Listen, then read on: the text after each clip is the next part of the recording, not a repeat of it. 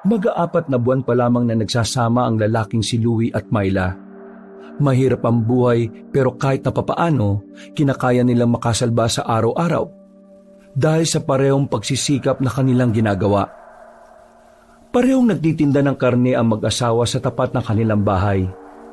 Yun na ang naging hanap buhay nila kahit noon hindi pa sila nagsasama.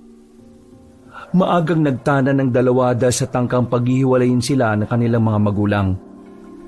Di hamak na mahirap lang kasi si Myla, habang si Louie naman ay medyo nakakaluwag-luwag ang pamilya.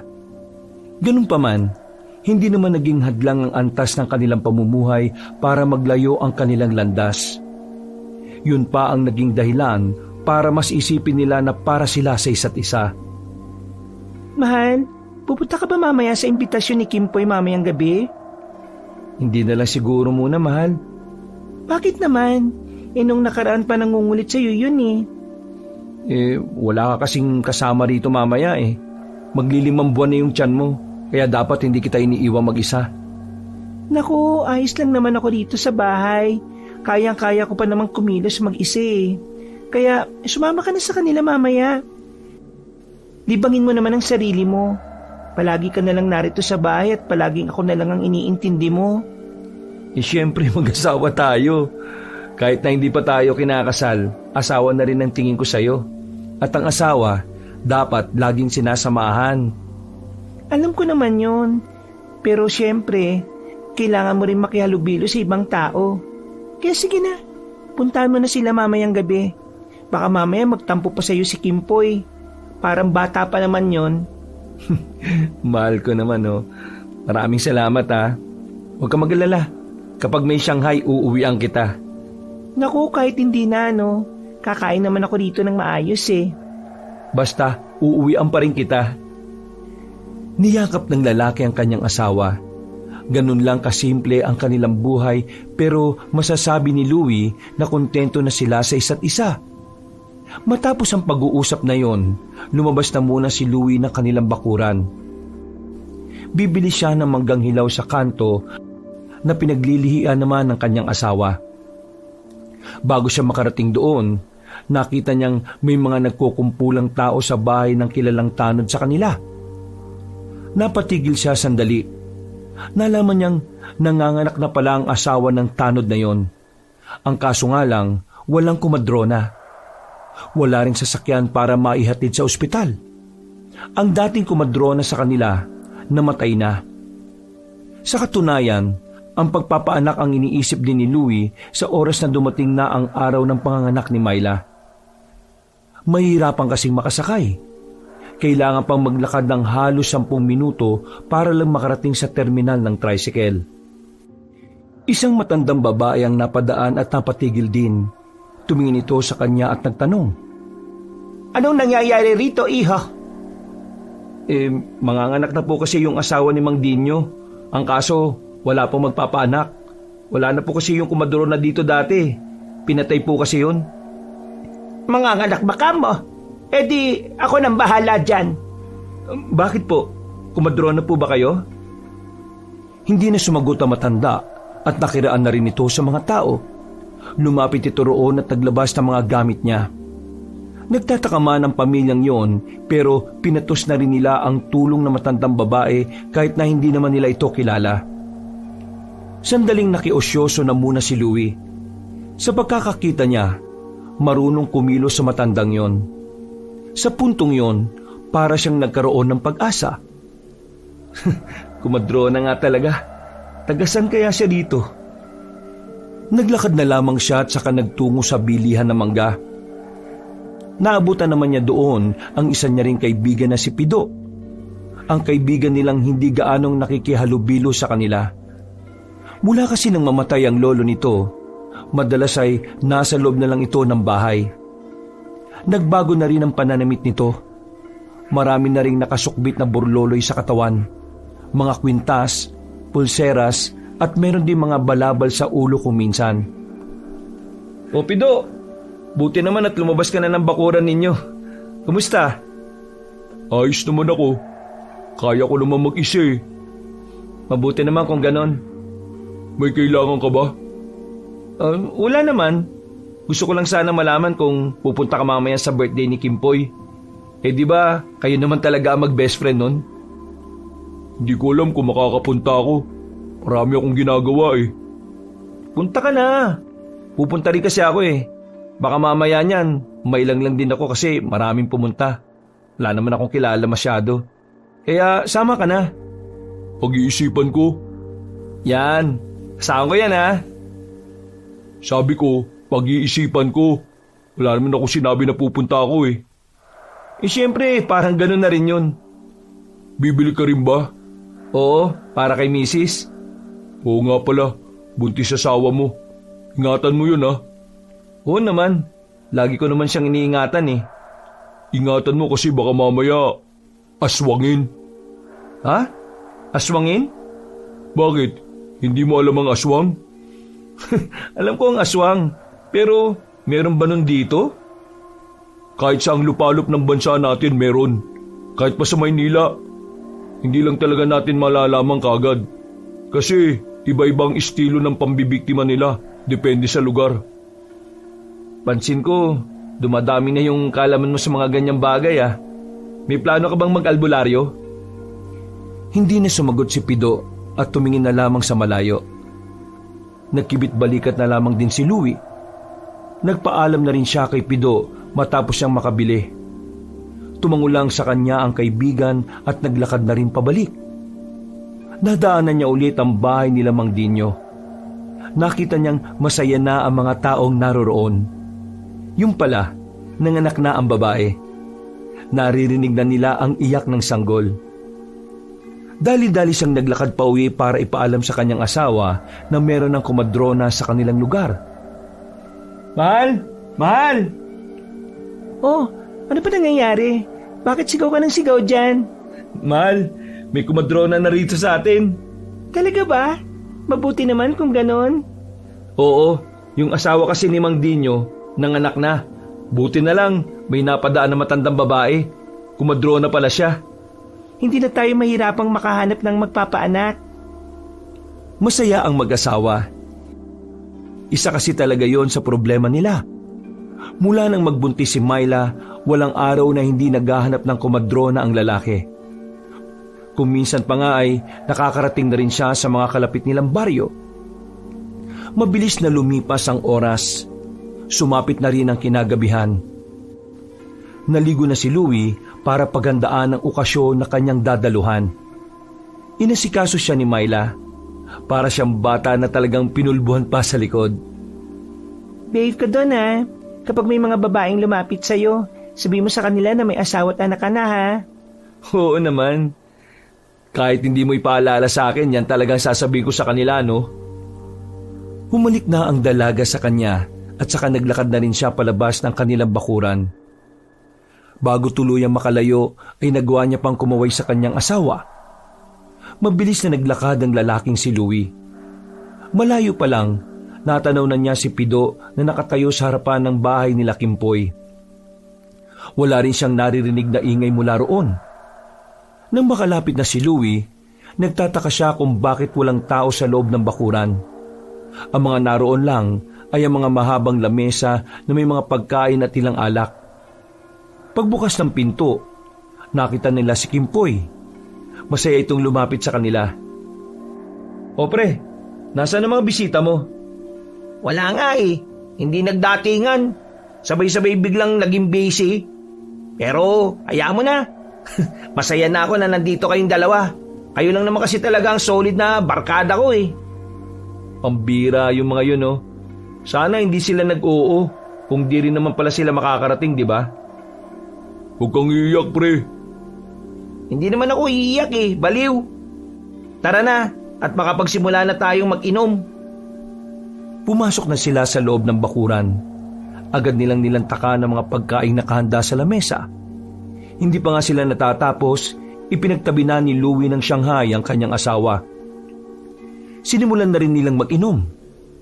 Malakas uminom si Louie kaya kahit nakakailang bote na sila, kakunti pa lang ang tama sa kanya.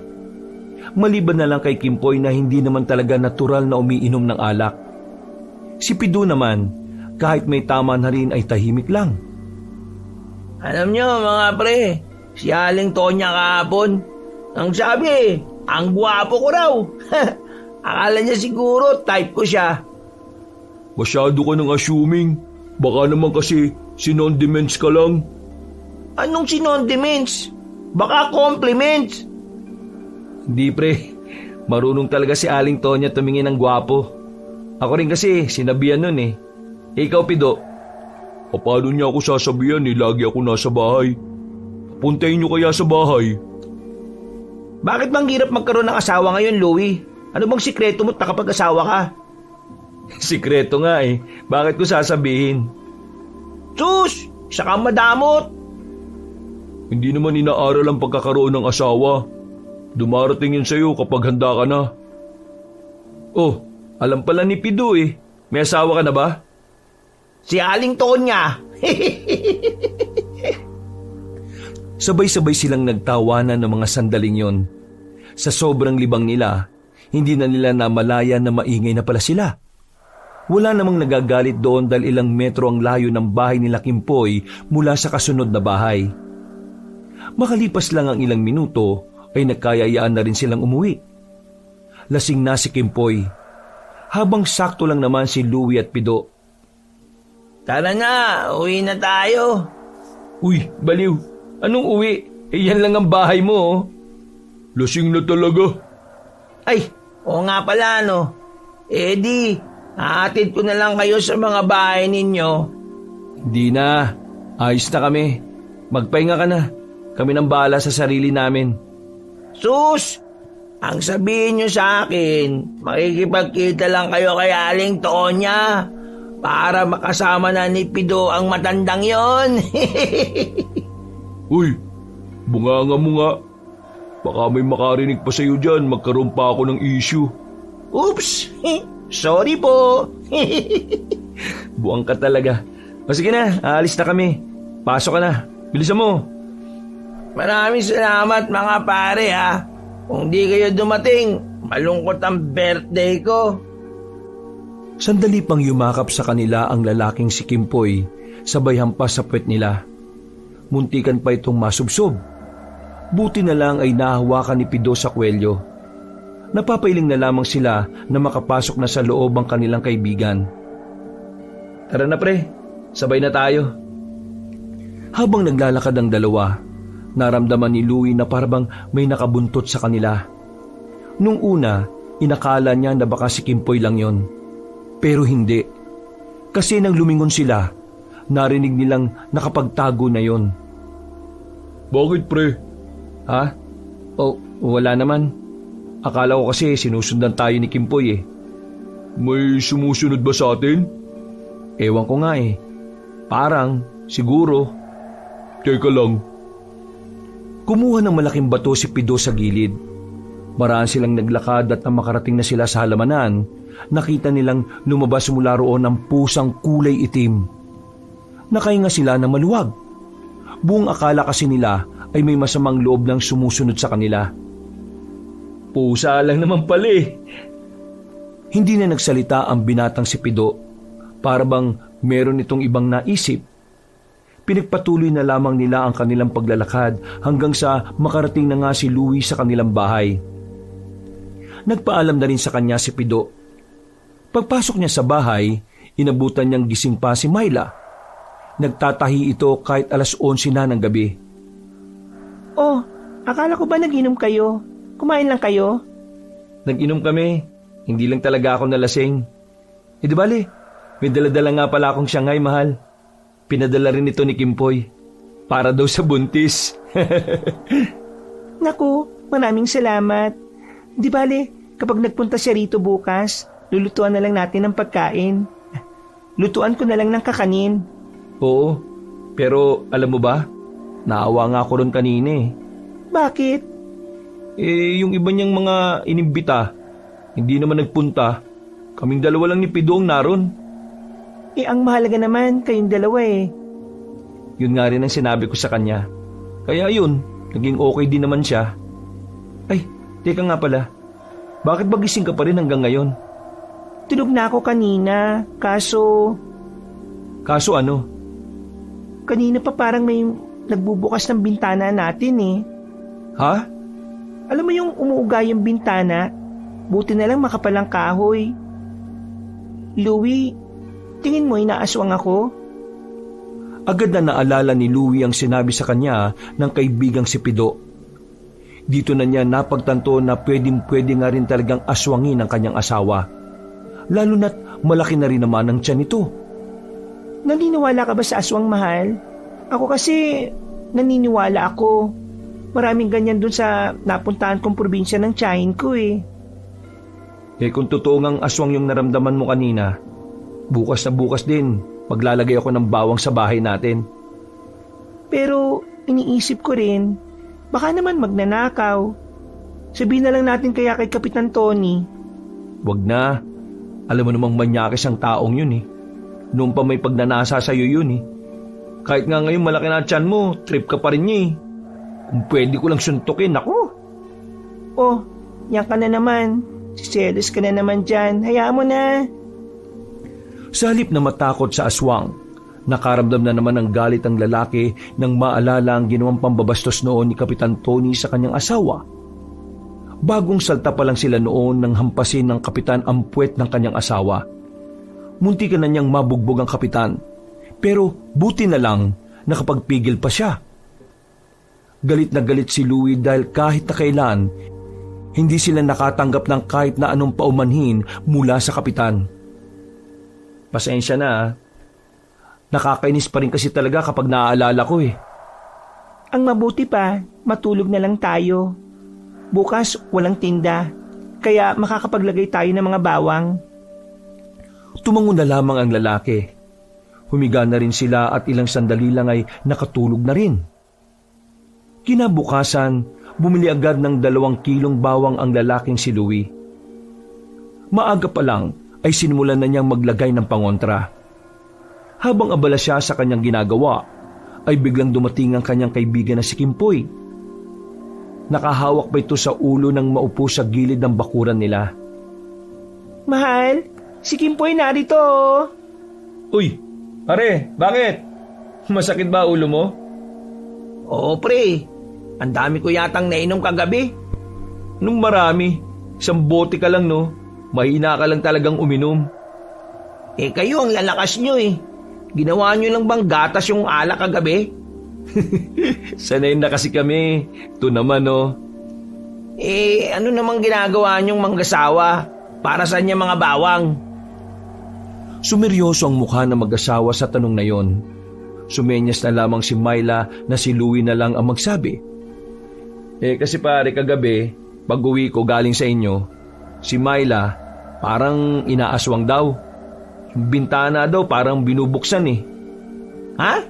Inaaswang si Myla? May aswang na rin dito? Hoy bakit? Saan pa ba may aswang? Alam mo ba yung baryo ng Santa Ana? Oo, ang layo na nun ah. Galing kasi ako ron kahapon. Doon ko kinuha yung ulo ng baboy na pinulutan natin. Narinig ko sa kwento ron, may inaswang din daw na buntis doon. As in, nakita nilang aswang talaga. May mga witness daw talaga, pre. Di, totoong nabubuhay pa pala talaga sila ngayon. Naku, wag naman sana. Takot ako sa aswang eh. Naku mare, wag ka mag-alala. Takot ang aswang dito sa atin. Marami ba namang adik eh. Oh, sandali, may iba ako. Gusto mo bang mainit na maiinom? Nagluto kami ng puto pre. May tableya din dyan. Late na birthday treat namin sa'yo. Uy, pambira talaga itong mag-asawa na to. Nag-abala pa. Pero wala akong tinatanggihan na alok eh. Buti naman. Bakit ka naman tatanggi? Masarap ang luto namin, no? Nako, matikman nga't ng mahusgahan. Pumasok na rin si Kimpoy sa loob. Sa sobrang close nila sa isa't isa, kahit hindi pa naman ganun kalalim ang kanilang samahan, malayang nakakapasok at labas si Kimpoy sa bahay ng dalawa.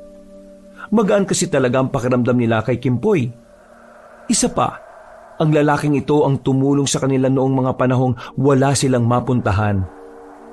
Habang kumakain, napansin nilang may matandang babae sa labas. Nakatigil ito sa tapat at parang may sinisipat ito sa loob. Nang makita sila na matanda, sumilay ang ngiti na matandang yun. Kilala niyo ba siya? Mahal, siya yung kumadrona na sinasabi ko sa'yo. Magaling yan. Siya pala yun. Lagi ko siyang nakikita sa palengke nitong mga nakaraan eh. Lagi niya akong iningitian. Taga dito ba yan? Hindi ko siya namumukhaan eh. Halos lahat ng matatanda kasi dito sa atin, kilala ko na.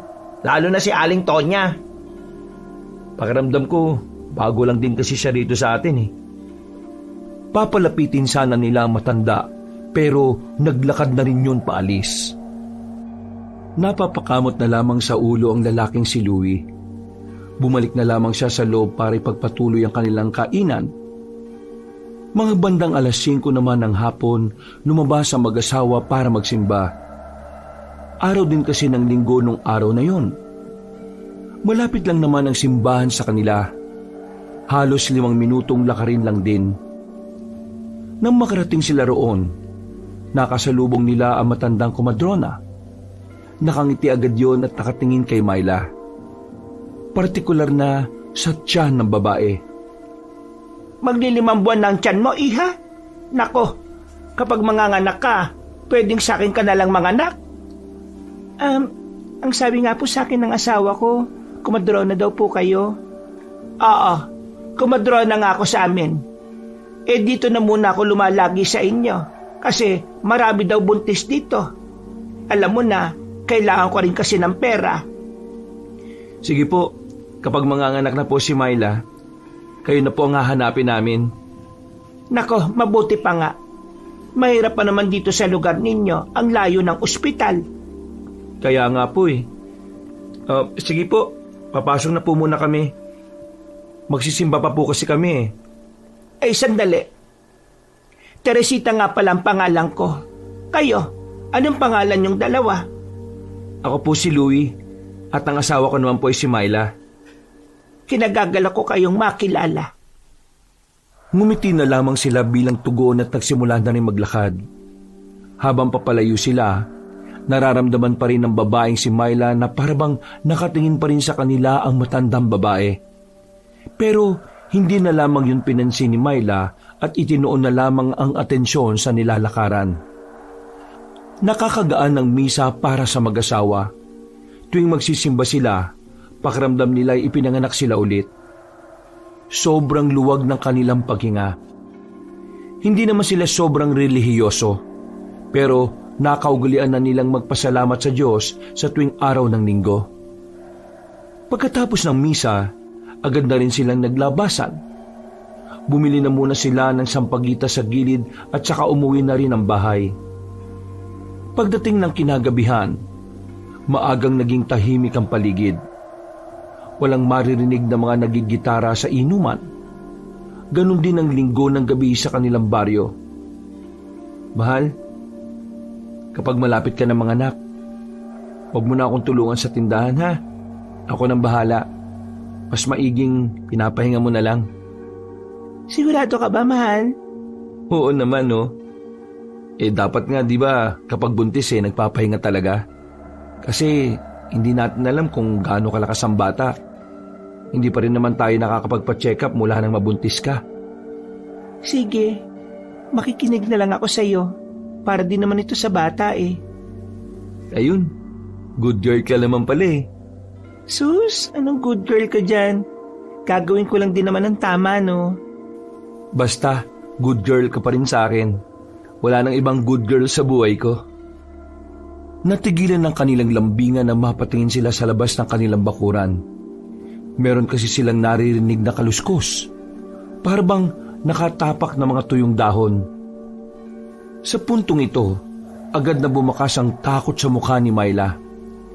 Ang unang pumapasok kasi sa isipan nito ay walang iba kundi aswang. Kalma lang mahal ha, akong bahala. Kumuha si Louie ng itak sa gilid. Maraan siyang lumapit sa kinaroroonan ng kaluskos. Nang hawiin niya ang halaman, isang pusang itim ang bumungad sa kanya. Nakainga ng maluwag si Louie. Buong akala kasi niya ay kung ano na ang naroon. Mahal! Usa lang naman pala nandito. Huwag ka na matakot. Maging ang babaeng si Myla ay napahawak na lamang sa dibdib nito. Sigurado ka bang pusa lang yon? Oo, usa lang naman ang nakita ko ron eh. Tumangutango ang babae pero sa kaloob-looban nito ay hindi pa rin ito mapakali.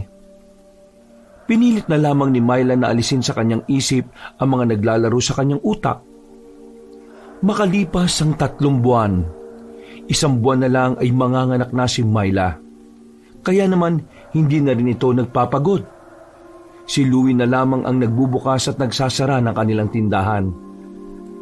Sa mga nakalipas na buwan, wala nang nararamdaman na kakaiba si Myla sa kanyang paligid. Akala nila ay hindi na sila guguluhin ng aswang, kaya tinanggal na rin nila ang mga nabubulok na bawang sa paligid ng kanilang bahay. 6:00 ng gabi, habang abalang nagliligpit si Louie ng kanilang mga paninda, biglang napadaan ng kanilang kapitan, ang matandang si Mang Tony. Huminto ito at tumingin kay Louie. May sinisipat ito sa loob ng bahay. Na alam naman ni Louie na si Myla ang hinahanap nito. Tingin pa lamang ng kapitan, alam na niyang manyakis ito. Malapit ng mga nakangasawa mo, hindi ba? Oo. Meron akong sasakyan na pwede niyong magamit kapag kailangan mo siyang itakbo sa ospital. Baka gusto niyong iramin sa akin yon sa takdang Hindi na po. Napalingon sila sa gilid ng bahay kung saan nanggaling ang babae. May dala-dala pa itong hanger. Hindi na po namin kailangan ng tulong ninyo. Meron na kaming kinausap na komadrona. Siya na lang ang magpapanak sa akin. Kaya maraming salamat na lang po. Nako, nagtitiwala kayo sa mga naglilitawang komadrona ngayon? Hindi naman lisensyado ang mga taong yun eh. Kung sa ospital ka manganganak, siguradong ligtas na ligtas ka ron. Makakabawas ka pa sa babayaran dahil kilala ko ron. Bakit niyo po ba kami gustong tulungan? Tumingin na muna si kapitan sa mukha ng babae. Ngumiti ito ng nakakaloko. Wala tong pakialam kung naroon si Louie o wala. Kung makatingin, para bang hinuhubaran na niya ang babae. Bakit kita tinutulungan? Sabihin na lang nating mahalaga ka sa akin. Mas mahalaga pa sa kahit anong bagay. Sandali lang. Iba na sinasabi niyo, kapitan ha. Pwede ba? Kung may mali siyang pagtulong niyo, umalis na lang kayo. Ano ka ba naman, Louie? Masyado namang mainit ang ulo mo. Bilang kapitan, mahalaga naman talaga sa akin ang safety ng mga kalugar ko. Masama bang sabihin ko yon? Hindi masama, pero kapag nanggagaling sa inyo, dun pa lang sumasama. Kaya nakikiusap ako. Lumabas na kayo bago pa ako makagawa ng kasalanan. Oo, magdahan-dahan ka sa pagpapalayas mo sa akin, iyo. Baka nakakalimutan mong ako ang kapitan sa baryong ito. Hindi ko naman nakakalimutan yung Kapitan Tony. Kaya nga nagpipigil pa ako sa inyo ngayon kasi alam kong kapitan ka namin. Kaya pwede ba umalis ka na? Tigilan mo ng asawa ko. Okay, sige. Madali naman akong kausap eh. Pero, Myla, sa oras na magbago ang isipan mo, huwag kang mahihiyang magpunta sa akin, ha? Nandun lang ako sa opisina ko. Punta ka, ha? Pero dapat mag-isa ka lang para tarantado ko rin pala talaga no? Hindi na napigilan ni Louie ang kanyang sarili. Tinulak niya ang kapitan. Buti na lamang ay nasuli ito ng 4 na tanod na kasama nito. Akmang lulusubin na ni Louie ang kapitan nang dumating naman si Kimpoy. Inawat nito si Louie. Uy, pre, awat na muna. Ano ba nangyayari? Ito kasing siraulong kapitan natin eh. Ang bastos ba naman kay Myla? Pagbabayaran mo tong ginawa mong pananakit sa akin. Tandaan mo yan, Louie. Hindi kita sinaktan, no? Tinulak lang kita. Pasalamat ka pa nga, ganyan lang ginawa ko sa iyo eh. Akala mo, nakakalimutan ko na ginawa mong panghihipo sa asawa ko noon? Hindi, no? Mahal, tama na, pakiusap. Lumabas na rin ng bakuran nila ang kapitan. Saka lamang kumalma si Louie nang makita niyang nakalayo na ang mga yon. Umupo siya sa gilid at tinabihan naman niya si Myla. Si Kimpoy naman, nakatayo lang sa harapan nila. Gagi ka pre, kapitan natin yun eh. Baka mamaya kung anong gawin sa'yo nun. Masyado ka naman nagpapadala sa emosyon mo eh. Hindi ko na kasi kayang manood lang sa ginagawa niya eh. Napakabastos niya kaya. Ganun talaga yun sa mga babae pre. Pero iba talaga ang pagkaumaling niya rito kay kumare no. Gusto niyo ba, report na natin sa pulis para maalis na sa pagiging kapitan yan? Wag na. Lalaki lang ang gulo. Isa pa, wala rin naman tayo magagawa eh. Kakampiyan lang din naman siya, gaya ng ginawa nila noon. Marami na rin naman daw nagreklamo pero wala rin namang nangyari. Sa susunod na bastusin ka ulit niya, lalo na sa harapan ko, hindi talaga ako magdadalawang isip na lumpuhin siya. Tapos ano? Makukulong ka? Yung ba ang gusto mo? Pre, makinig ka sa asawa mo. Huminga na lamang ng malalim ang lalaking si Louie. Mga ilang sandali lang din ay nahimasmasan na rin siya. Iniba na lamang ni Kimpoy ang usapan. Ay pre, nabalitaan mo na nga ba? Ang alin? Kilala mo ba si Mario? Oo naman yung nagtitinda ng taho. Oo, siya nga. Hoy bakit? Anong meron sa kanya? Di ba buntis din ang asawa nun? Oo. Akala ko ba nanganak na kahapon? Oo nga, nanganak na. Kaso alam nyo kung anong nangyari. Nawala yung anak nila. Ano? Nawala? Paanong nawala? Ang pagkakarinig ko kasi, itong asawa ni Mario na si Bea, pagkatapos daw siyang iwan ng komadrona kasi ayos naman na raw ang lahat. Bigla raw siyang nakatulog eh. Paggising niya, wala na yung anak niya. Pambira din kasi itong si Mario, nakatulog din daw nung oras na yun. Alam niyo, sabi pa, parang may nangyaring kakaiba daw kaya sabay silang inantok. Parang sinadya. At ito pang malalang chismis, pre. Sabi ng iba, aswang daw ang kumuha sa sanggol. Agad na nangilabot ang mag-asawa ng mga sandaling yon. Nabahala si Myla. Nakakaramdam na siya ng takot na baka mangyari ang ganon sa kanya. Nanlalamig ang palad ng babae nang hawakan ito ni Louie. Kung totoong aswang nga yun, dapat pala mag-ingat din kami. Oo pre, dapat mag-ingat kayo. Gusto niyo ba, dito kami sa labas ni Pido kapag manganganak na si Kumari sa loob? Ayos lang ba yun sa inyo? Naku, nakakaya naman kung ganon. Anong nakakaya? Hindi na kayo ibang tao sa amin ni Pido, no? At saka, hindi ba kayo nababahala dun sa sinabi ko?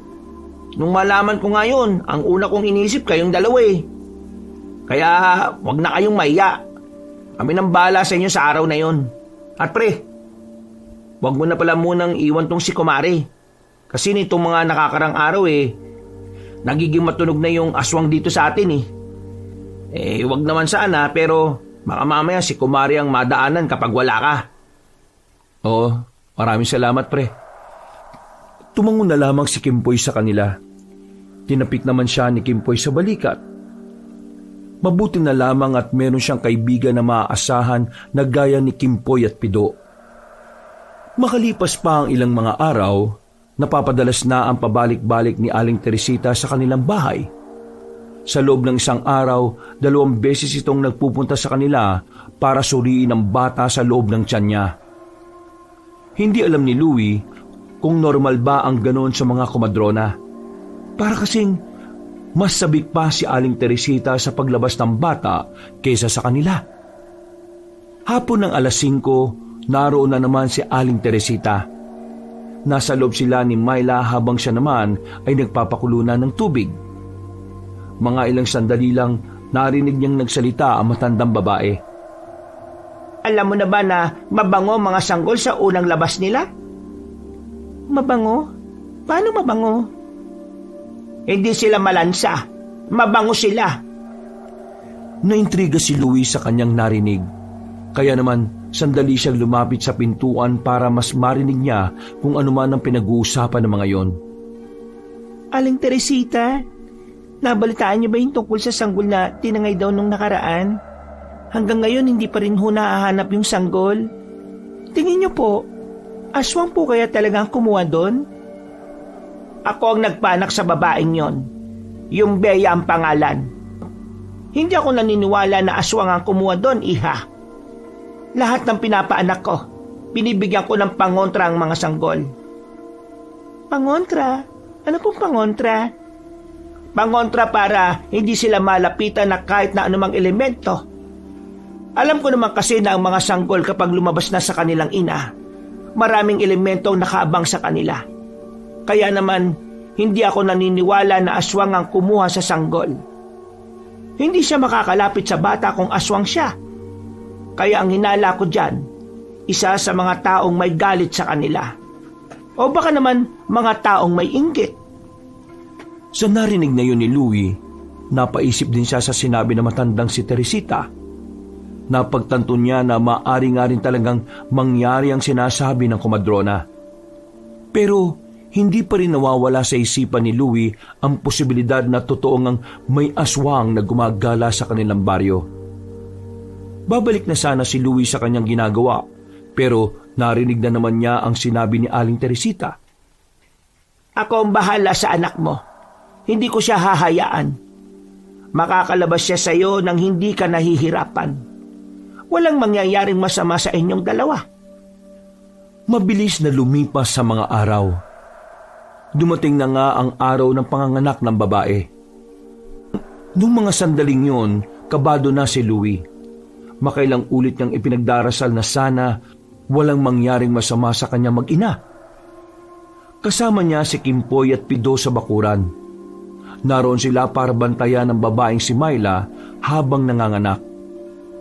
Meron na rin silang hawak-hawak na itak sakaling bigla na lamang dumating ang aswang.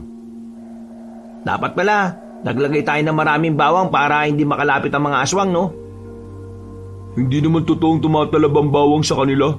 Nahahapdian lang sila. Pero kinakaya nila yun. Yung nanakawan ng anak nung nakaraan, may mga bawang din ang bahay nila eh. Pero nakapasok pa rin ang aswang. Ang kailangan natin ngayon, huwag tayo makatulog. Tingin ko, may ginagawang kakaibang orasyon ng aswang na yun eh, para makatulog ang mga gising na malapit sa buntis. Maraming salamat sa kaalaman, pre, ha? Hindi mapakali si Louie. Tayo siya ng tayo. Lakad siya ng lakad. Pinagpapawisan din dahil sa kaba na kanyang nararamdaman. Noong mga oras na yon, hindi niya mapaliwanag ang kanyang emosyon. Kinakabahan siya. Masaya, pero nangangamba rin. Yung pangamba niya ay parang may ibang pinaghuhugutan. Litong-lito na si Louie. Pinapakalma na lamang siya ng kanyang dalawang kaibigan. Mga ilang sandali pa, narinig na nila ang iyak ng sanggol. Napaupulit si Louie at tuminga ng malalim. Narinig niya rin si Myla na napapaiyak na lamang dahil sa tuwa. Papasok na sana si Louie sa loob nang bigla siyang makaramdam ng pagkaantok. Pagtingin ni Louie sa dalawa niyang kaibigan, mapungay na rin ang mga mata nila. Pero nakaisip ng paraan si Pido. Dinukot nitong malit na kutsilyo sa tagiliran. Sinugatan ng binata ang kanyang palad. Dahil doon, hindi na ito tinablan pa ng antok. Pasensya na mga pre ha, pero kailangan nyo rin to. Sinugatan din sila ni Pido, kaya naman nabuhay ulit ang kanilang diwa. Nagmamadaling pumasok si Louie sa loob. Nanlalaki naman ang mga mata ni Aling Teresita nang makita siyang gising na gising. Napatingin din yon sa kanyang palad. Ang tanging nakatulog lang noong mga oras na yon ay ang babaeng si Myla. Aling Teresita, anong nangyari sa kanya? Nawala ng malay eh. Normal lang yan. Matinding pagod ang naramdaman niya. Pero anong nangyari sa palad mo? Sinugatan po namin para hindi kami makatulog. May orasyon daw po kasing ginagawa ang mga aswang para makatulog ang mga nagbabantay sa buntis. Pre, hanapin namin yung aswang dito sa paligid. Narito lang yon. Ginagawa niya ang orasyon. Para bang mas lalong nabalisa ang matandang babae nang marinig yon. Pero nagpatay mali siya na lamang din ito. Narito na ang mga gamot na dapat ninyong bilhin ha. Tapos, kapag nagising na siya, punasan mo siya ng maligamgam na tubig. O paano? Aalis na ako. Teka, saan po kayo pupunta? Hindi po muna kayo titigil dito? Sigurado po kayong ayos na siya? Ayos na ang asawa at ang anak mo. Kailangan ko pa kasing puntahan ang nasa kabilang baryo. Masakit na rin kasi ang tiyan ng babaeng yun eh. Sige, aalis na ako. Ni hindi man lang naghugas ng kamay ang matandang babae. Lumabas na rin ito ng bahay. Nagmamadali itong maglakad hanggang sa tuluyan na rin itong nakalis. Inasikaso na lamang ni Louie ang kanyang asawa. Malalim na ang gabi nang malinis na niya ang mga kalat. Nasa silid na rin ang mag-ina ng payagan ni Louie na makapasok ang kanyang dalawang kaibigan. Mabuti naman at ligtas na nailabas ang anak niyo, pre. Kumusta naman si Kumare? Sabi ni Aling Teresita, ayos lang naman daw siya. Kamukha mo pre anak mo, may junior ka na. Ano nga pala pangalan niyan? Hindi ko alam kay Myla eh. Siya naman ang nanay, siya ang magbibigay ng pangalan. Weirdo na kumadrona niyo, pre. Kadalasan kasi sa mga kumadrona, pagkatapos mga anak ng pasyente, hindi muna naalis yun. I-check niya pa kasi yung nanay kung nasa maayos lang talagang lagay. Pero yung kanina, umalis ka agad? Meron pa raw kasi siyang pupuntahan na buntis din na masakit na rin ng tiyan. Pero, weirdo pa rin siya. Iba ang pakiramdam ko sa kanya eh. Yung mga gamot na dapat mong bilhin, itanong mo muna sa ospital kung tama lang ba yan ha. Pre, ako na ang bahalang magtanong. Huwag mong iwan ang asawa at anak mo. Total, may lakad din naman ako bukas eh. Isasabay ko na rin. Ako naman, dito lang ako bukas uli pre. Ayos lang sa akin kahit sa labas lang ako. Magbabantay ako. Gusto ko talagang makita yung lintik na aswang na yun eh. Maraming salamat mga pre ha. Kinaumagahan, nagkaroon na rin ng malay ang babaeng si Myla. Masakit ang buong katawan nito kaya hindi agad ito makakilos na maayos. Napangiti na lamang ang babae nang makita ang sanggol sa gilid niya. Mukhang malusog ang sanggol at masigla. Hindi na naman maiwasan ng babae na mapaluha dahil sa wakas nailabas na rin niya ang kanilang anak. Mahal, kumusta ang pakiramdam mo? Ayos lang naman. Masakit ang katawan ko pero kapag nakikita ko ang anak natin, parang mabilis akong nakaka-recover. Kamukhang-kamukha mo siya oh. Malamang guwapo rin siya. Pero anong gusto mo ipangalan natin sa kanya? Gusto ko siyang pangalanan na Ramon. Ha? Bakit naman Ramon? Naalala mo pa ba na sa Ramon Magsaysay Plaza tayo nagkakilala? Kaya Ramon, para habang nakikita natin siya, araw-araw nating maalala kung paano tayo nagsimula. Sobrang makahulugan naman ng pangalan ng anak natin. Pero gustong gusto ko yan. Ramon. Tunog bara ako eh. Louie, mahal. Siya nga pala. Nasaan na si Aling Teresita? Kagabi nung nawalan ka ng malay, umalis na siya kaagad at iniwan kanya sa akin. Ang sabi niya, may isa pa kasing buntis na kailangan niyang asikasuhin kasi sumasakit na rin ang tiyan eh. Napansin ni Louie na parabang nag-iba ang reaksyon ng mukha ng kanyang asawa. Kaya naman hindi na niya naiwasang hindi magtanong. Bakit mahal? May problema ba? Kagabi, habang nanganganak ako, hindi ko alam kung namalikmata lang ba ako o hindi. Pero nung tumingin ako kay Aling Teresita noon, nanlilisik yung mga mata niya. Paanong nanlilisik? Parang galit? Oo, parang may gusto siyang gawin sa baby natin. Pero saglit ko lang nakita yung ganun niyang reaksyon kaya hindi ko rin sigurado kung tama ba yung nakita ko. Saka mo na muna isipin yan. Ang mahalaga ngayon, magpahinga ka. Ako na munang bahala sa inyo ni Baby Ramon. Naging aligaga ang lalaking si Louie. Noong mga sandaling yon, siya na muna ang lahat ng kumilos sa bahay. Halos hindi na rin niya maasikaso ang sarili niya. Ang iniisip niya lang ay ang kanyang mag-ina. Dakong 4:00 ng hapon, dumating si Kimpoy. Saktong nasa bakuran lang si Louie at Pido habang nagkukwentuhan sa harapan ng sinasalang na kamote. Pagtingin agad nila sa mukha ni Kimpoy ay parang hindi na maganda ang sasabihin nito. Balita pre. Mga pre, itong mga gamot na nakasulat sa papel, hindi naman daw to gamot para sa babaeng katatapos lang mga anak eh. Para saan pala yung mga nakasulat dyan? Iba't ibang gamot daw to. May para sa ubo, may para sa pampatulog, may para sa rayuma, may para sa pampalaglag ng bata. Hindi daw to nire-recommenda pre. Totoo ba talagang kumadrona si Aling Teresita? Parang gusto niya yata mamatay si Myla eh. Hindi maganda to ah. Ayaw ko tong isipin pero... Pero ano? Pakiramdam ko talaga. Si Aling Teresita ang aswang eh. Maging si Louie rin ay nagtindigan ng balahibo sa sinabi niya. Sa katunayan, nung gabi pa lang na umalis si Aling Teresita, naginala na siya sa matandang yun. Hindi niya lang masyadong inintindi dahil gusto niyang unahin ang kanyang mag-ina. Naisip niya rin na kung bakit si Aling Teresita lang yata ang mukhang hindi inantok ng oras na yon. Gusto niya rin malaman ang iniisip ko. Ang totoo niyan, yan din ang hinala ko eh. Hindi ko lang agad sinabi kasi ayaw ko matakot si Myla. Ibig sabihin, si Aling Teresita rin yung kumukuha ng sanggol? Kasi lahat ng tinulungan niyang mga anak, nagkaroon ng problema eh. Pero yung pinakamalala lang talaga, yung nawala yung sanggol. Anong gagawin natin ngayon? Kung sakaling aswang nga yung kumadronang yon? Hindi ko rin alam. Basta ang alam ko lang, poprotektahan ko si Myla at higit sa lahat, ang anak namin. Akong bahala. Bakit?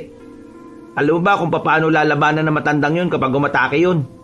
Sa pagkakaalam ko mababangis sa mga aswang eh. Nakakalimutan niyo na bang dating albularyo ang lolo ko? Bago siya mamatay, nangako ko sa kanya na susundan ko ang mga yapak niya. At ngayon, palihim kong pinag-aaralan ng lahat ng nalalaman ni lolo. Hindi pa ako magaling, pero ang mahalaga, meron akong alam. Mga pre, kailangan nyo rin matutong humawak ng katana. Yun ang magsisilbing panlaban natin kay Aling Teresita. Okay, sige. Sabihin na nating may alam ka. Pero ito lang naman ang gumugulo sa isipan ko eh. Mahirapan ba talaga tayo sa matandang yun eh? Matanda na nga yun? Kimpoy, ang aswang ay hindi tao. Ibig sabihin, iba ang lakas sila kapag nakaanyong tao sila kumpara sa nakaanyong aswang sila. Tama si Pido. Yan din ang nabasa ko nung nakaraan sa comics na nabili ko. Bali, ganito ang gagawin natin mga pre. Tutal, wala pa naman akong ginagawa sa buhay. Asahan niyong lagi akong narito para magbantay sa inyo. At habang nandito ko, tuturuan na kita sa lahat ng nalalaman ko pre. Ako, hindi ba ako kasali? Hindi ba kami nakakaabala sa buhay mo? Hindi naman. Kakadesign ko lang ng trabaho, di ba? Tambay lang din ako. Sama niyo na ako. Parang exciting yan eh. Baliw. Hindi exciting tong ganito, no? Nakakakaba kaya. Lalo na ngayon. 2 na ang pinoprotektahan ko. Huwag ka maglala, pre. Hindi ka naman namin pababayaan at ang kumari namin. Siyempre, pati na rin ang future inaanak namin. Napangiti na lamang din si Louie. Maya-maya pa ay pumasok na rin siya sa loob para asikasuhin ang kanyang mag-ina. Naging mabilis ang mga araw. Hindi na nila namalaya na mag-iisang buwan na pala mula ng mga anak si Myla. At sa mga nagdaang mga araw, hindi na rin nagparamdam sa kanila ang matandang si Teresita. Wala na rin makapagsabi kung nasa baryo pa rin ito. Para bang bigla na lamang naglahong parang bula. Walang iniwang bakas. Walang nakakaalam kung saan siya maaaring matagpuan. Pero kahit na ganon, hindi naging kampante ang lalaking si Louie. Para sa kanya, hanggat hindi nila napupuksa ang aswang, hindi sila malalagay sa kapayapaan.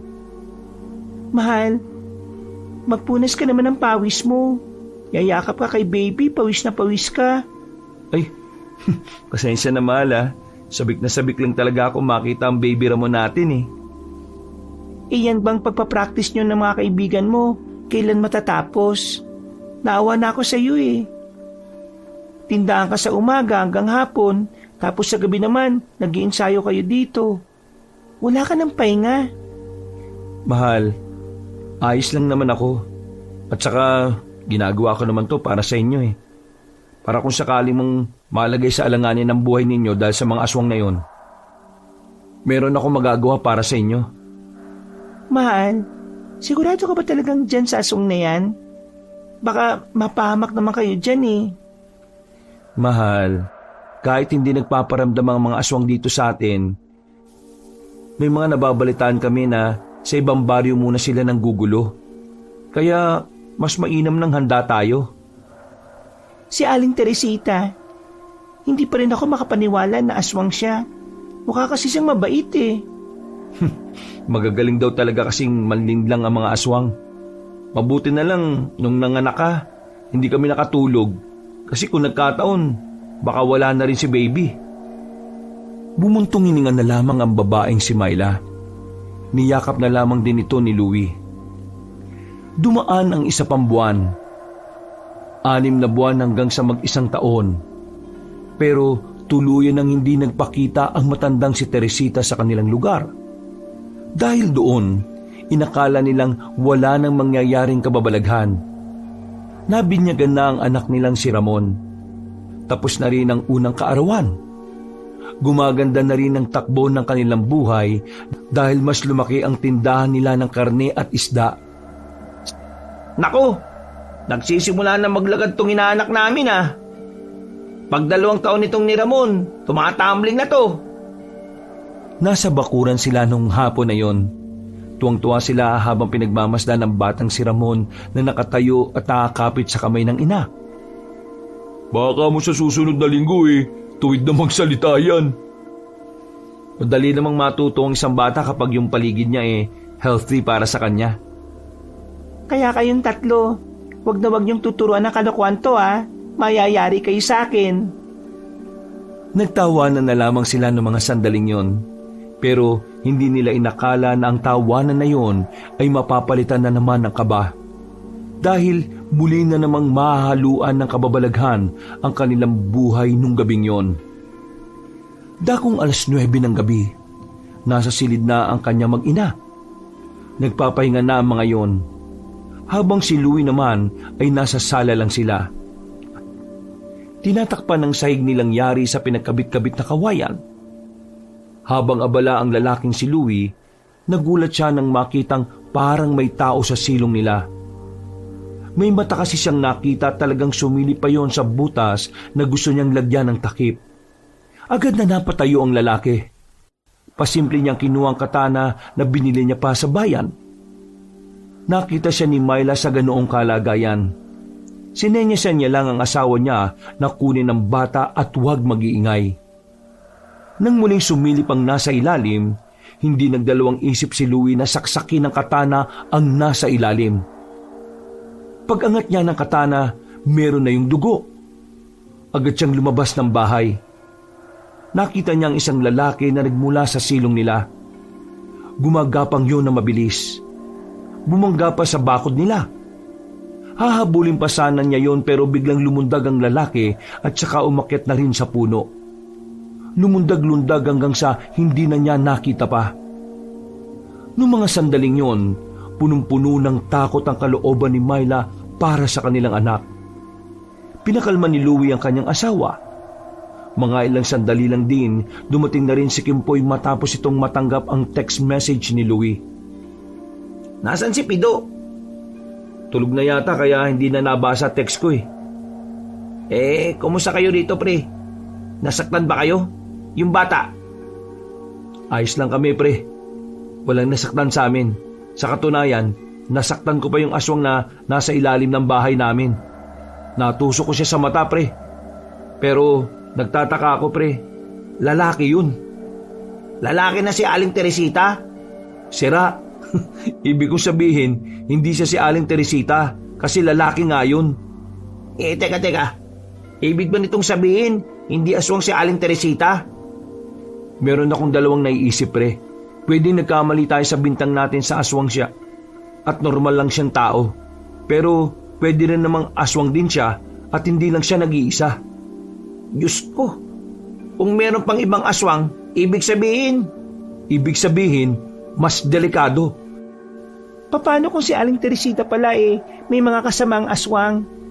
Tapos, plano nilang kunin ang anak natin, mahal. Hindi ko hayaang mangyari yan. Gagawin ko ang lahat para hindi sila makalapit sa inyo. may napagtanungan ako, pre. Sabi ng kakilala ni Papa, yung mga aswang daw, may kakaibang ugali na kapag may gusto silang kunin, talagang hindi sila papayag na hindi nila makukuha yun. Ibig sabihin, pre, kahit pag binata na yan si Ramon, hahabulin pa rin yan ni Aling Teresita. Kaya ang mas maganda nito, pre, gumawa na tayo ng hakbang kung paano tutugisin na matandang yun. Bumuntong hininga na lamang ang lalaking si Louie. Nang nasa loob na sila ng bahay, dumating naman si Pido. Natataranta sila nang makitang dumudugo ang braso nito. Pero parang normal lang ang kilos ni Pido na tila ba walang nangyari. Diyos ko naman, Pido, ano bang nangyari sa'yo? Pre, may nasundan akong aswang sa gubat. Nakalabang ko siya. Muntikan ko na siyang mapatay, pero nakatakbo eh. Lumalakad ka na mag-isa sa gubat? Pampira ka naman. Pwede ka mamatay sa ginagawa mo eh. Nagro-ronda kasi ako kanina. Sinundan ko lang yung aswang na nakita ko hanggang sa makarating kami sa gubat. Lalaki ba yung aswang na yan? Hindi, babae. Parang kasing edad lang natin. Yun nga ang sasabihin ko sa inyo eh. May aswang din kanina rito, pre. Lalaki naman.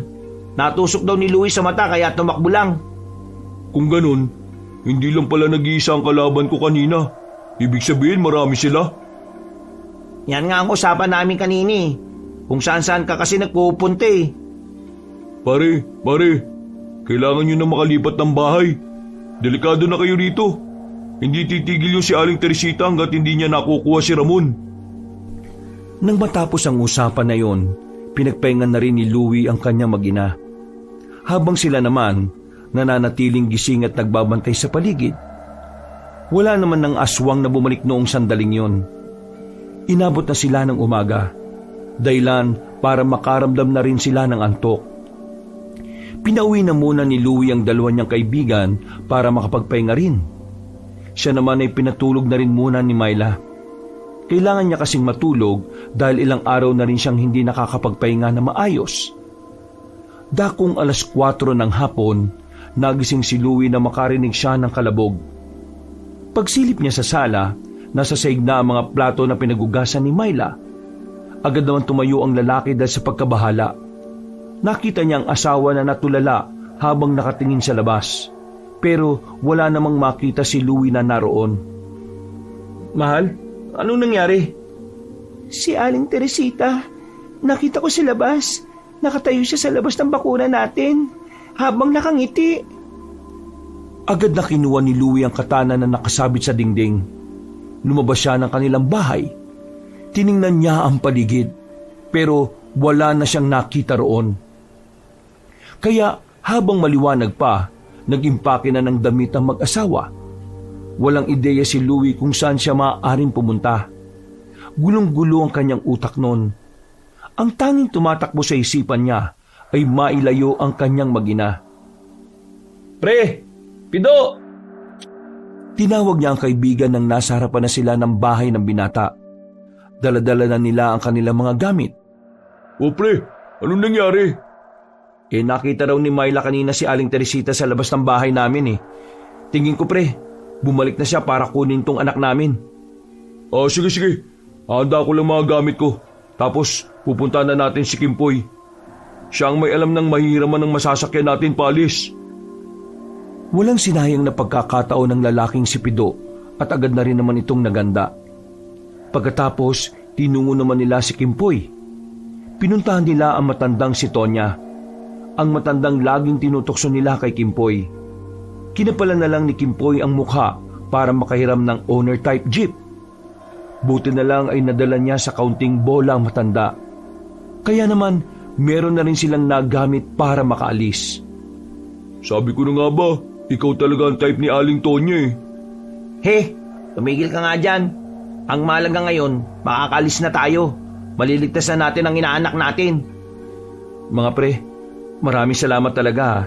Hindi namin alam ni Myla ang gagawin namin kung wala kayo. Huwag ka na muna magpasalamat, no? Saka ka na magpasalamat kapag natapos na ang problema natin na to. Sandali silang natahimik habang nasa biyahe. Katamtaman lang ang bilis ng kanilang takbo dahil may mga parting lubak ang kanilang mga nadaraanan. Noong mga sandaling yun, akala ni Louie ay makakalis na sila ng payapa. Pero nagulat sila nang biglang pumutok ang gulong ng sinasakyan nilang owner. Bumaba si Louie at Pido para tingnan yon. Nakita nila ang isang mahabang kahoy na parang sinadyang ilagay sa kalsada. Meron kasing mga pako roon. Sa puntong yon ay kinabahan na sila. Batid nila na ang mga sandaling yon ay pumabor na sa mga aswang na tinatakasan nila. Hindi nagtagal, nakita na lamang nilang lumabas na sa gilid si Aling Teresita. May kasama itong 2 pang aswang. Isang babae na may benda sa katawan at isa namang lalaki na may benda naman sa mata. Mahal, tumalikod ka lang. Ang anak natin, yakapin mo na maigi. Diyos ko, ano ba nagawa natin sa kanila? Bakit ayaw nila tayong tantanan? Humangin ng malakas. Nakakadagdag pa ang hangin na yon para lalo silang kabahan. Sumakto pa na nasa ilalim ng pose ng ilaw ang 3 aswang. Kaya kitang-kita nila ang reaksyon ng mukha ng mga yon. Saan kayo pupunta? Balak niyo bang itakas ang bata sa akin? Wala kaming ginawa sa'yo, kaya tigilan mo na kami. Wala naman talaga kayong kasalanan. Pero nang bigyan niyo ako ng permiso na maging kumadrona ng babaeng yan, para niyo na rin akong binigyan ng permiso na angkinin ang batang yan. Kaya naman, sa ayaw at sa gusto ninyo, kukunin ko ang bata. Ako ang nagpaanak dyan, kaya pagmamay-ari ko yan. Kapal na mukha nitong matandang to. Paano naging sayo yan eh? Si Bilya ni Louie at Myla ang pinagsama dyan. Uy, maayos ka nga sa mga pinagsasabi mo. Nasa seryosong sitwasyon tayo, no? Kung ayaw niyong may masaktan ngayong gabi, mapayapa niyong ibigay sa akin ang batang yan. Sige na, Myla. Lumapit ka sa akin at manahimik ka! Kahit na lumuhod ka pa dyan at umiyak ka pa ng dugo, maninigas ka na lang pero hindi naman ibibigay ang anak namin sa iyo. Huwag niyo akong subukan. Hindi niyo alam kung paano ako magalit. Huwag mo rin kami subukan. Wala kang alam kung anong kayang gawin namin. Masyado ka yatang kampante na magtatagumpay ka sa plano mo porque mga tao kami. Sige, total hindi ko naman kayo mapakiusapan na maayos. Ako na mismo ang gagawa ng paraan. Mga anak, umatake na tayo! Nang sumigaw na si Aling Teresita ng ganoon, naganda na rin ang 3 lalaki. Naunang sumagupa si Pido.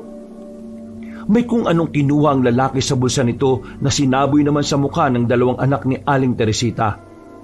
Dahil sa ginawa ni Pido, nagkaroon ng pagkakataon si Louie at Kimpoy na makalapit. Pinagtatataga nila ng katana ang lalaki at babae. Tinadtad nila yon hanggat hindi yun nanlalambot. Dumistansya ang 2 aswang nang mapansin nilang alanganin sila sa laban. Galit na galit naman ang matandang si Teresita dahil sa ginawa nila sa anak nito. Magbabayaran niyo ang ginawa niyo sa anak ko! Papatayin ko kayo! Nagbago na ng anyo ang matanda, pero hindi pa rin ito uubra kay Pido. Marami nang nalalaman ng lalaking si Pido tungkol sa mga kahinaan ng aswang. Bagay na makakatulong sa kanila para matalo ang matandang si Teresita. Nakailag si Pido sa tangkang pagkalmot sa kanya. Nang makakuha ng tamang pagkakataon, meron namang inilabas na kwintas ang binata. Ayon kay Pido, isa raw yung anting-anting. Tapos ka na ngayon! Gagamitin ko ng pinakamalakas na anting-anting! Nanlaki ang mga mata ni Aling Teresita. Kita nilang parang nabahala ito dahil sa di umano'y anting-anting ni Pido. Sa sobrang pagkawindang na matanda, hindi na ito nakailag pa sa ginawa ni Pido. Nasaksak na ng binata ang matandang yon. Ang 2 anak naman ito ay dali-daling umalis sa halip na tulungan ng kanilang ina. Sinasabi ko naman kasi sa iyo huwag mong mamalitin ng mga tao.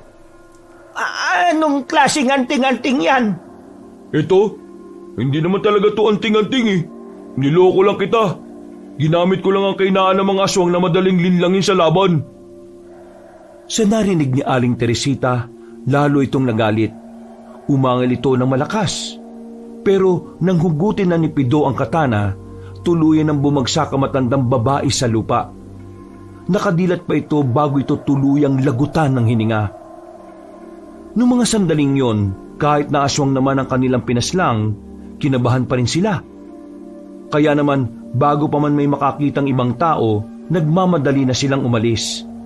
Binalikan lang nila ang owner kinaumagahan na, kung saan wala na ang bangkay ni Aling Teresita doon.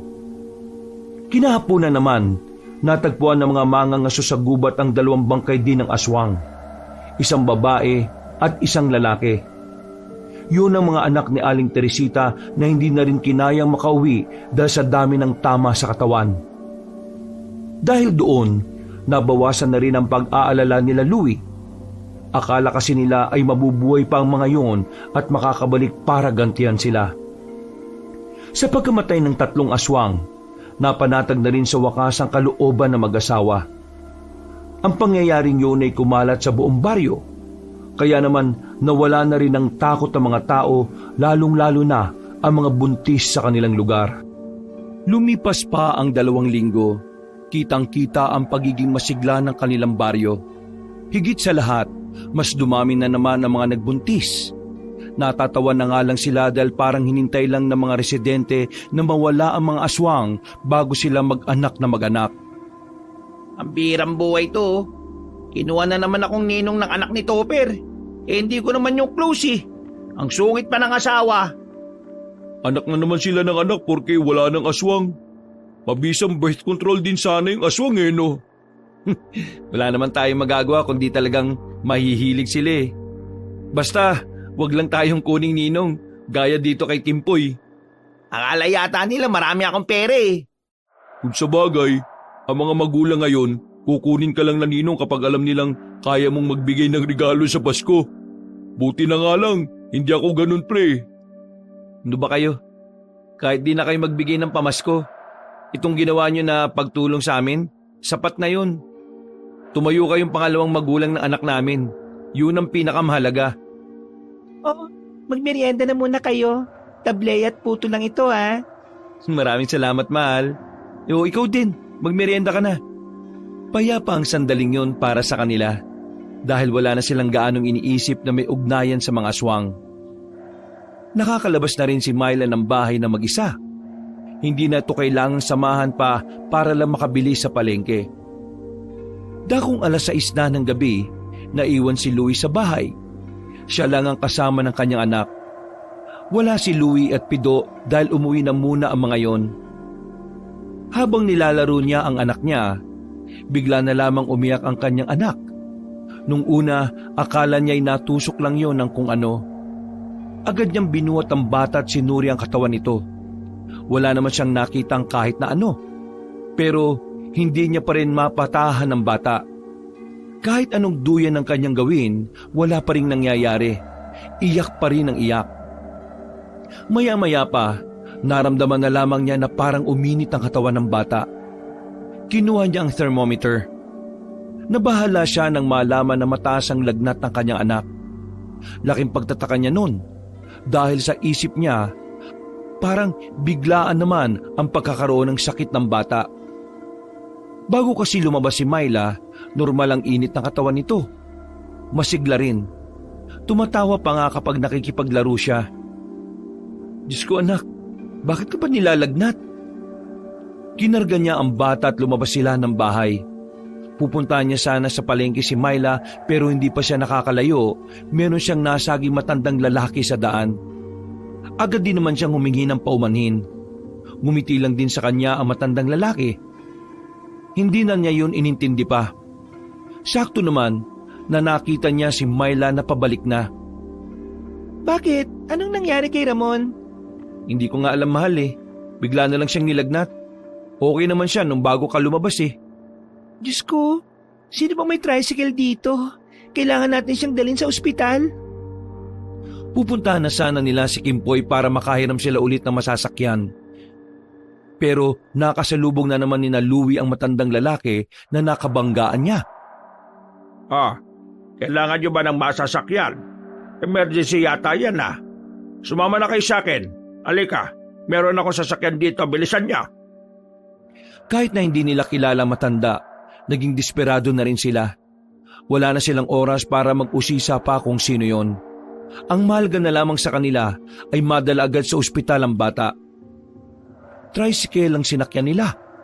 Minaneo agad na matandang lalaki ang tricycle. Mabilis ang pagpapatakbo nito hanggang sa makalipas ang halos kalahating oras, nakarating na rin sila sa ospital. Agad nilang ipinasok ang bata sa loob. Inasikaso naman yun agad ng mga nurse. Naiwan sa labas ang mag-asawa at ang matanda. Mangiyak-ngiyak ang babaeng si Myla. Sa labas na lang muna ako ha. Kapag kailangan nyo ng umuwi, sabihan nyo lang ako at ako na maghahatid sa inyo pabalik. Maraming salamat po. Siya nga pala, ano palang pangalan nyo? Eloy na lang. Mang Eloy ang itawag nyo sa akin. Maraming salamat po ulit, Mang Eloy. Ngumiti ang matanda at naglakad na rin palabas ng ospital.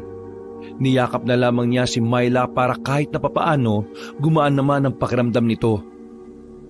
Bandang 10:00 ng gabi, lumabas ng ospital si Louie para puntahan ang matandang si Eloy. Bibigyan niya kasi sana ng pagkain yon. Pero laking pagtataka niya nang wala na yun doon. Naiwan lang ang tricycle na ginamit sa paghatid sa kanila. Maya-maya pa, nagring ang dipindot niyang cellphone. Nakita niyang tumatawag ang binatang si Pido. Agad naman niya yung sinagot. Narinig niya ang natatarantang boses ng kaibigan. Pre, nasa kayo ngayon? Pre, nandito kami sa ospital. Itinakbo namin si Ramon eh. Mataas ang lagnat kanina. Pre, kapag may nakita kayo matandang lalaki na puti na ang buhok, may mga tattoo sa braso na dragon, tapos singkita ng mata, lumayo kayo sa kanya ha. Pre, asawa ni Aling Teresita yun. Aswang yung pre, baka atakihin kayo bigla. Nang marinig ni Louie ang sinabing yun ni Pido, nagtindigan ng kanyang mga balahibo. Unang pumasok sa isipan niya ay ang matandang nagatid sa kanila. Dahil lahat ng sinabi ni Pido na paglalarawan, tumutugma sa matandang si Eloy. Natatarantang tumakbo ang lalaking si Louie pabalik ng ospital. Naabutan niya si Myla na nakaupo pa rin sa gilid ng pasilyo. Myla, kailangan nating samahan ng anak natin. Yung matanda kanina. Asawa ni Aling Teresita. Aswang yun. Nililinlang niya lang tayo. Ano?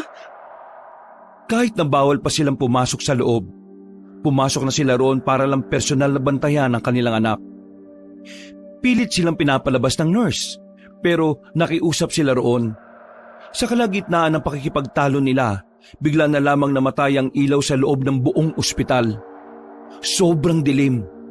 At ang natitirang ilaw na lamang na nagagamit nila ay ang ilaw sa cellphone ni Louie. Napapalunok ng laway ang lalaki. Habang kinarga na rin naman nila Myla ang kanilang anak, na nasa mga sandaling yon ay bumaba na rin ang temperatura ng katawan. Nilak na rin ni Louie ang pintuan. Miss, nakikiusap ako sa inyo. Huwag niyong bubuksan ang pinto kung sino man ang kumatok dyan ha. Pero sinabi lang ng nurse sa kanila na baka doktor ang kumakatok. Kailangan na kasing masuri ng doktor ang iba pang sanggol na kasama nila roon. Pinigilan ni Louie ang babae at hinila palayo sa pinto. Malakas naman nilang narinig ang paggalaw ng doorknob. Miss, nakikiusap ako sa iyo. Huwag niyo pong buksan. May aswang napapasok dito para kunin ang anak namin. Pero hindi naniwala sa kanila ang nurse. Tinulak nito si Louie. Agad-agad itong lumapit sa pintuan at saka binuksan. Nagulat na lamang sila nang biglang tumalsik na ang babaeng nurse. Bumungad ang matandang si Eloy. Nang tutukan ni Louie ng ilaw ang matandang yon, nakita niyang iba na ang itsura nito. Mabuti naman at wala nang pangontra sa katawan ng batang yan. Kaya sa wakas, mahahawakan ko na rin siya. Nang hanapin ni Myla ang pangontra na iniligay ni Pido kay Ramon, ay wala na nga talaga yun doon. Hinala nila, inalis yun ng mga nurse dahil maaring makatusok yun sa bata. Kaya mo pala kami dinala rito para matanggal ang pangontra niya. Mabuti naman at madali kang nakaintindi, iho. Pero alam mo ba kung anong mahirap maintindihan? Ay ang mawala ng minamahal sa buhay. Yun ang nangyari sa akin. Hindi ko maintindihan kung bakit kailangan mawala sa akin ang 3 sa minamahal ko. Kaya naman, kayong dalawa, kukunin ko rin ang buhay ng minamahal niyong anak. Wala kaming kasalanan sa inyo. Pinagtanggol lang namin ang sarili namin. Pinrotektahan lang namin ang anak namin. Tahimik ang buhay namin eh. Sila ang nanggulo. Sila ang nagtangka sa buhay ng mag-ina ko. Sige, lumapit ka. Hindi kita aatrasan. Lalong umangil ng malakas sa matandang aswang. Nagsimula na rin mag-iyakan ng mga bata sa loob ng silid na yon. Habang ang mga nurse naman na nasa loob ay hindi makagalaw sa gilid sa sobrang takot. Ihanda mo na ang sarili mo. Mararamdaman mo rin ngayon kung paano mawala ng anak at asawa. Bago pa makalapit si Mang Eloy sa kanila, nilakasan na lamang ni Louie ang kanyang loob. Tumakbo siya palapit sa matandang aswang. Binangga niya yon kaya pareho silang natumba sa sahig. Agad din namang isinarado ng nurse ang pintuan.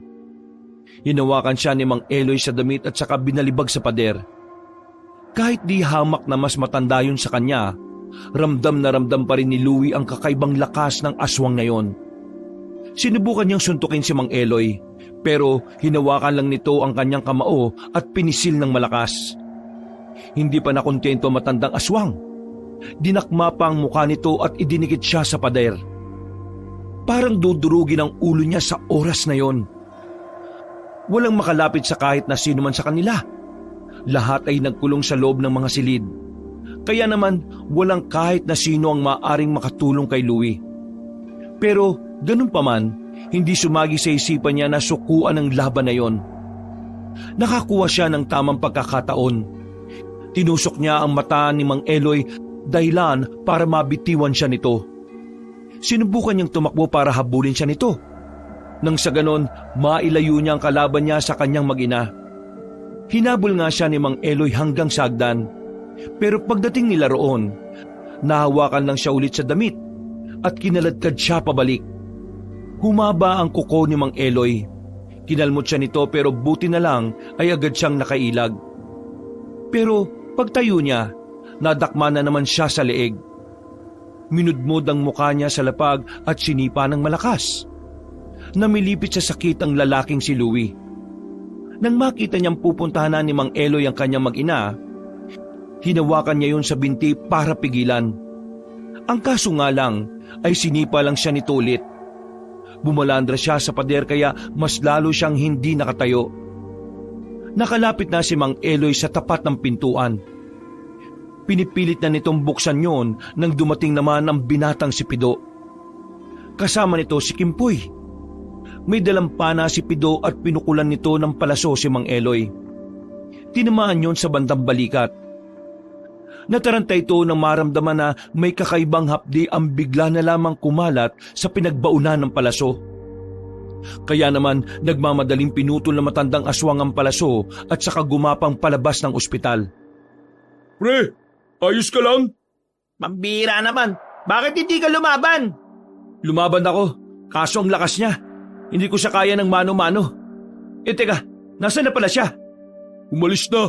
Tinamaan ko siya ng palaso na binabad ko sa suka may sili. Pansamantala lang ang hapdi na mararamdaman niya. Pero ang malaga, nagawa ko siyang linlangin. Akala niya sobrang delikado ng palaso. Teka, nasaan na mag-ina mo? Naroon, nasa loob ng kwartong yon. Tinulungan siya ng dalawa na makatayo. Pinuntahan na rin nila si Myla at ang sanggol na si Ramon. Iyak ng iyak ang babae. Ganun na rin ang mga tao sa loob ng silid na yon. Kailangan na nating umalis dito. Marami pang madadamay kapag bumalik ang aswang na yun dito. Wala silang sinayang na pagkakataon.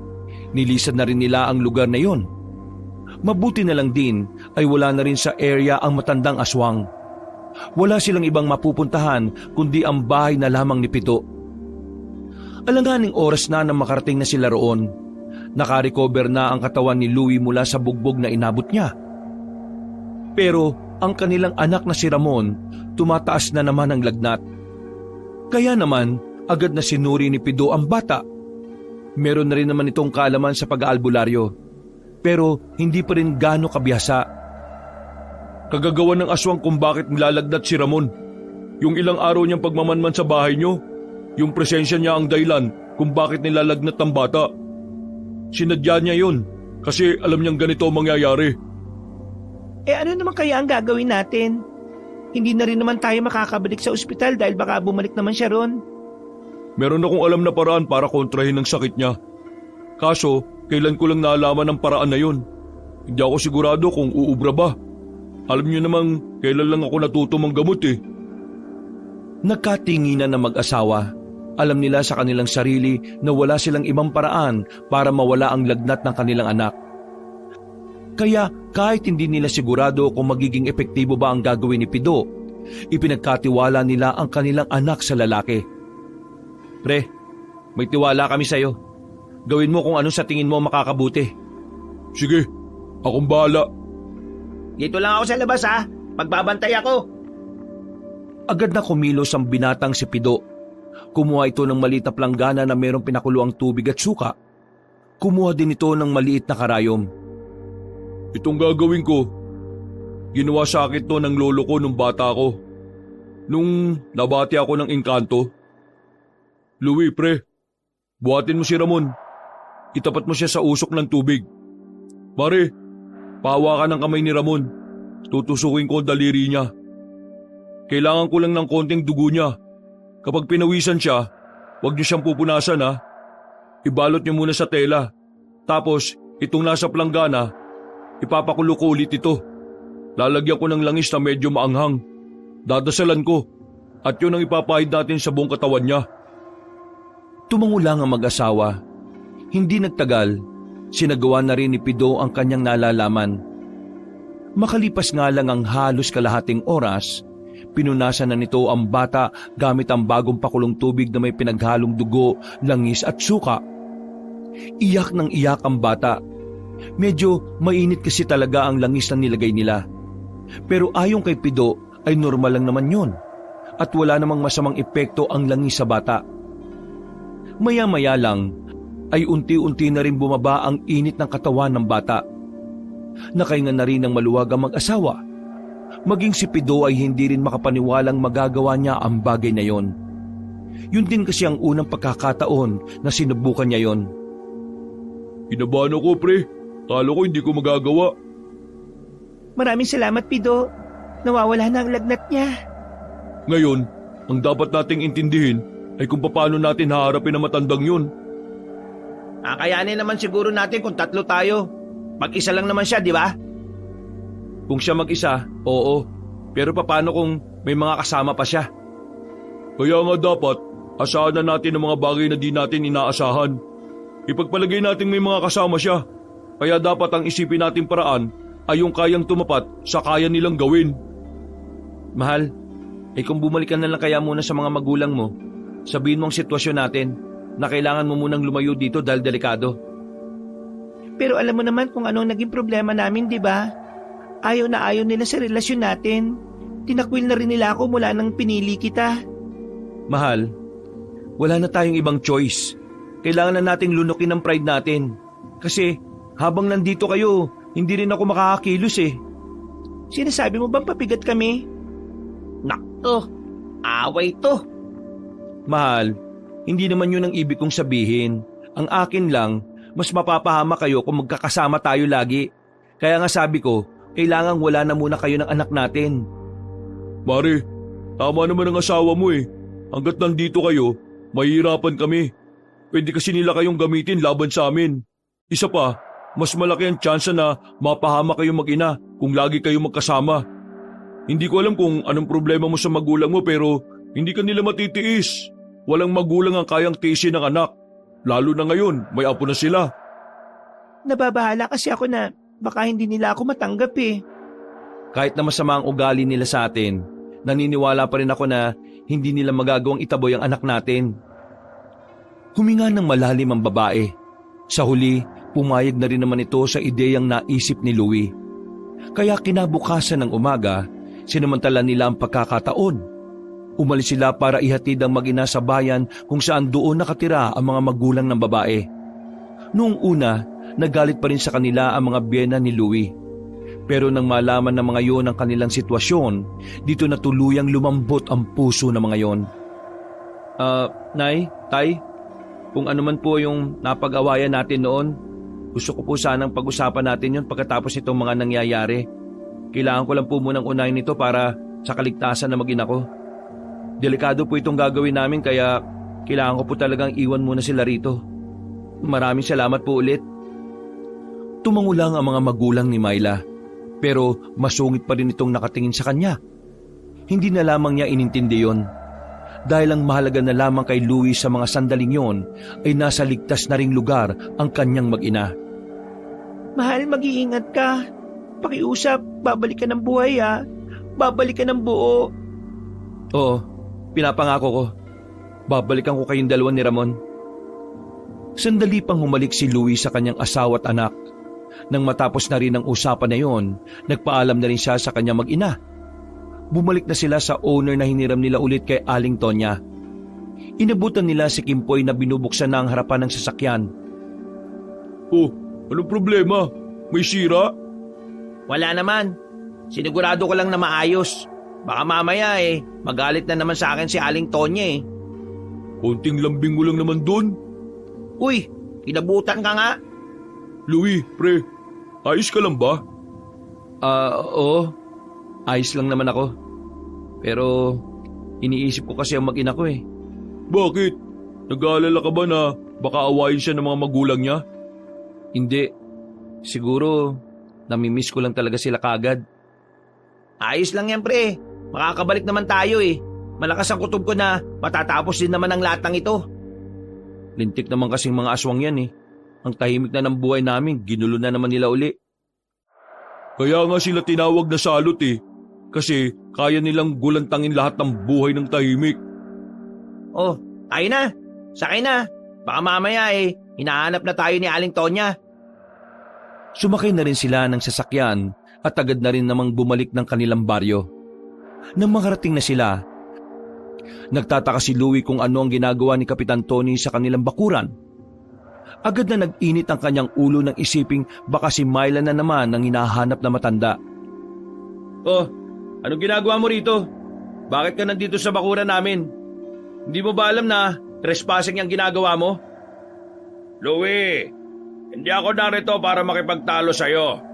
Narito ako para makipagtulungan. Anong pinagsasabi mo? Alam ko na may kinakalabang kayong aswang ngayon. At bilang kapitan ng lugar na ito, mahal ko ang mga tao. Ayaw ko sila mapahamak. At dahil ayaw ko sila mapahamak, makikipagtulungan ako sa inyo. Mawalang galang na pero anong may tutulong mo sa amin? Ngumiti ng nakakaloko ang kapitan ng mga sandaling yon. Naglakad ang kapitan na si Tony paikot kay Louie. Para itong nangaasar pero nagtitimpi naman ng lalaki. Huminto lamang sa kakaikot ang kapitan na magsalita na ulit si Louie ng pagalit. Wala akong panahon na makipaglokohan sa iyo, Kapitan. Umalis na kayo at isama mo nitong mga dagamong bata. Grabe ka naman sa mga tanod ko. Hindi mo ba alam na sila ang tutulong sa inyo para malaman kung nasa nakatira matandang lalaki na aswang? Sa sinabing yon ni Kapitan Tony ay agad na napukaw ang kanilang atensyon. Naging interesado agad sila. Alam nilang malaki ang may tutulong nito sa gagawin nilang pagtugi sa aswang. Diretsuin mo na kami. Pagka magsalita, hindi ikaw ang kausap ko. Si Louie ang gusto kong marinig kung papayag ba siya o hindi. Kapag pumayag siya, sasabihin ko mga detalye ng gagawin natin. Pre, mukhang kailangan talaga natin ng tulong nila. Wala tayong ideya kung gaano karami ang mga aswang eh. O sige, papayag ako sa gusto ninyo. Pero kami ang masusunod sa lakad na to. Ituturo nyo lang sa amin kung nasaan at kami rin ang masusunod sa pagpaplano. Di kayo na. Kayo na magaling. Ayaw mo? Papayag na ako. Para naman ito sa mga kalugar natin eh. Kasi kung hindi natin mapubuksa ang aswang na yon, mapapahamak naman din ang mga kapwa natin dito. Kaya sa tingin ko, win-win situation naman to, di ba? Hoy, ano pa nga bang sasabihin mo? Nitong nakaraan, habang kami rumoronda, nakakita kami ng isang matandang kahina-hinala. At nang sundan namin siya, nakarating kami sa kagubatan. Merong bahay doon na maliit lang. At laking gulat namin nang bigla siyang nagpalit ng anyo. Hindi niya naman kami nakita eh. Kaya nakakasigurado ako na hindi pa rin siya umaalis sa lugar na yon. Kabisado namin ang daan kaya makakarating tayo kaagad doon. Yun lang? Wala na? Wala na. Daming sinasabi, yun lang naman pala. Matapos ang kanilang kasunduan, pinapunta na rin sila ni Kapitan Tony sa barangay hall. Binigyan sila roon ng mga gamit kagaya lang ng flashlight at lagayan ng tubig. Binigyan din sila ng sandata pero hindi nila tinanggap. Wala namang kasing silbi ang batuta kapag aswang na ang kalaban. Pinalipas na muna ang oras. Pagsapit ng gabi, muli silang pinuntahan ni Kapitan Tony. Handa na ang mga yon. Parang mga sasabak sa gera dahil kung ano-ano pang nakaipit sa mga tagiliran nila. Nakahanda na kami. Kailangan na nating umalis. Kapitan, alam kong hindi tayo magkasundo kahit na kailan dahil sa mga kabastusan na ginagawa mo sa asawa ko. Pero ngayon, nakikiusap ako sa'yo. Magpakatino ka muna. Huwag ka na munang gagawa ng kahit na anong bagay na makakabwisit sa akin, okay? Kung makapagsalita ka naman para naman ako masamang tao. Well, sige. Susubukan ko makasundo ka. Boys, tara na. Susugurin na natin ang matandang aswang na yon at ililigtas na natin ang mga residente ng baryong ito. Nagsimula na rin silang lumarga. Nasa likuran lamang sila Louie habang nakasunod sa mga yon. Ano kaya mangyayari sa mga to? May ideya ba sila kung gaano kabangis yung makakalaban natin? Bahala sila sa buhay nila. Sila ang nagkusang tulong eh. Kaya pakinabangan na lang din natin. Ano sa tingin nyo? Ubra ba talaga tayo kay Mang Eloy? Kaya yan pre. Kahit tayong tatlo nga lang eh. Kayang-kaya na natin eh. Pero syempre, hindi natin siya dapat maliitin. Kahit sa ang anggulo, mas marami pa rin karanasan sa atin ang aswang na yun. Pero huwag kayong mag-alala. Marami akong baon na panlaban sa kanya. Inakbayan na lamang ni Pido si Louie. Noong mga sandaling yon, itinoon na rin nila ang atensyon sa kanilang nilalakaran. Nakarating na rin sila sa kagubatan. Madilim pero dahil may mga dala silang flashlight na kung saan-saan nila tinututok, nakikita pa rin nila ang kanilang dinaraanan. Masukal. Sobrang liblib na ang parting yon. Sa ganung uri ng lugar, masasabi ni Louie na hindi tumambay ang mga aswang doon. Kaya kahit na marami sila, hindi maiiwasan ni Louie na mapatingin sa kung saan-saan. Mga kasama, malapit na tayo. Ihanda nyo na ang mga sarili ninyo. Siguradong maya-maya lang, magkakaroon na ng sagupaan. Nagsimula na ring dumaloy ang kaba sa kalooban ng lalaking si Louie. Naalala na naman niya kung paano siya ibalibag ni Mang Eloy. Kapag bumabalik sa utak niya ang senaryong yon, hindi niya maiwasan na hindi mabahala. Huminga na lamang siya ng malalim. Inisip na lamang niya na kailangan niyang maging matatag para sa kanyang mag-ina. Nakikita niyo ba yung parang burol na yan? Kapag nakalagpas na tayo dyan, matatanaw na natin yung bahay. Marami ba sila dyan? O yung matanda lang mag-isa? Nung makita namin siya, mag-isa lang siya. Kaya nakakasiguro kami na wala naman siyang kasama. Oh, kayo na mauna. Kayong tatlong may kalaman sa pakikipaglaban eh. Nakabackup lang naman kami sa inyo. Sinunod nila ang sinabi ng kapitan. Nanguna na sila sa paglalakad. Ilang sandali lang na makalagpas na sila sa burol, meron na nga silang natanaw na bahay. May liwanag doon, kaya palagay nila ay meron nang nakatira doon. Pre, kumukulo ang langis ko. Kumpirmado, may aswang nga dyan. Malakas ang kulo eh. Ibig sabihin, malakas din ang aswang na naroon. Eh di si Mang Eloy na nga yun nariyan. Malamang sa malamang. Huminga ng malalim si Louie at pinagpatuloy na rin nila ang kanilang paglalakad. Nang nasa harapan na sila ng bahay na yon, naramdaman na lamang nilang may mga kaluskus na sa paligid. Naramdaman nilang maraming aswang ang naroon na parabang hinihintay lang din silang kumagat sa bitag.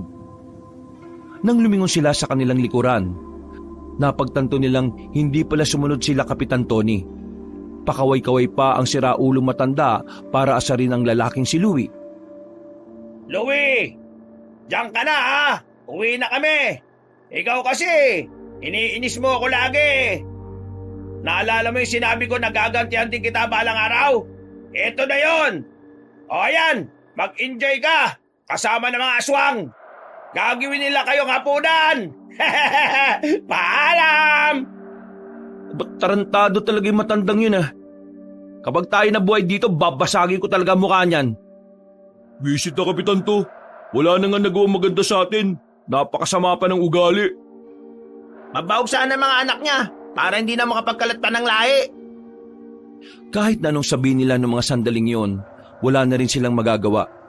Napapagitnaan na sila ng sandamukal na aswang. Ilang sandali lang, lumabas na rin ang matandang hinahanap nila. Ang matandang aswang na si Mang Eloy nagigil na makaganti. Pero sa puntong ito, medyo kalmado ang matanda. Meron pa itong benda sa balikat nang harapin sila nito sa tapat ng bakuran. Mabuti naman at nagkusang loob na kayong pumunta rito. Pinahanga nyo naman ako masyado sa katapangan ninyo. Nandito kami para tapusin ka, hindi para makipagdaldalan. Huwag ka namang masyadong matapang, iho. Nakikita mo naman na napapalibutan na kayo ng mga bataan ko. Kapag yung mga yan nainisay nyo, lalapain na kagad kayo dyan. Kaya, kalma ka lang. Gusto ko na munang makipag-usap. Gusto kong marinig kayong nagmamakaawa para sa buhay ninyo. Makaawa? Nahihibang ka na ba? Kahit dumugin nyo kami rito, hindi kami lulod sa harapan mo. Tama lang naman ang ginagawa mo magtapang-tapangan dahil may mag-ina kang pinoprotektahan. Pero, ito na ang huling sandali ng buhay ninyo. Kaya sa halip na magmatigas ka, dapat marunong ka lang magpakumbaba. Yun ay kung talagang gusto mo pang makita ang mag-ina mo. Teka nga pala. Bakit mo iniwan ang mag-ina mo? Hindi ka ba natatakot na baka puntahan sila ng mga bataan ko? Ha? Dami mong sinasabi. Palibhasa, patay na ang asawa mo eh. Patay pa ang dalawa mong anak. Sa sinabing yun ni Louie, nakita nilang nagbago na ng reaksyon ng matandang aswang. Nanggalaiti na ito sa kanila. Nagsarado ang kamao ng matandang lalaki. Wala na sila sa akin. Sila lang ang mundo ko eh. Pero sinira mo ang mundo ko. Mga bata, lusubin nyo na ang tatlong yan. At huwag na huwag kayong titigil hanggat hindi nyo napapatay. Pirapirasuhin nyo ang katawan.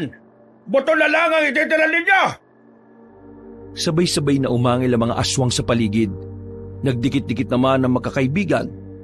Kahit na wala pa silang gaanong karanasan, tapang na lang ang kanilang ginawang puhunan. Mga pre, walang panghinaan ng loob ah! Tinaga nila ang mga aswang na pilit lumalapit sa kanila. Dahil nakainsayo naman na sila noon, kahit na papaano ay nagagawa nilang makasabay sa mga kalaban nila. Pero dahil mabibilis sa mga aswang, hindi maiwasan na tamaan sila paminsan-minsan. Ayos ba kayo mga pre? Tinamaan ako sa bewang. Ang apti. Pero ayos lang ako. Kaya ba? Masyado sila marami. Kailangan natin wag magalusan ng marami. Mahaba-habang laban pa ito eh. Sa huling paglusob ng mga aswang, tinamaan naman si Pido sa bandang hita. Iika-ika maglakad ng binata, pero pinilit pa rin itong makalaban. Hindi niyo matatagalan ng mga aswang. Dahil kahit makapas lang kayo ng marami-rami pa rin ang mga lalaban sa inyo. Lumipas pa ang 2 minuto, sugatan na rin silang 3. Aminado na sila na himala na lamang ang magliligtas sa kanila. Nang mas dumami pa ang mga aswang na nakapalibot sa kanila, parang unti-unti na silang nawala ng pag-asa. Hanggang sa... Uy! Mga pre! Ano yun oh? Dapa mga pre! Agad-agad silang dumapa nang marinig nila ang putukan ng mga baril. Nakita na lamang nilang bumulugta ang mga aswang dahil doon. Si Mang Eloy naman, nataranta na rin at nakita nilang tumakbo. Sino mga yan?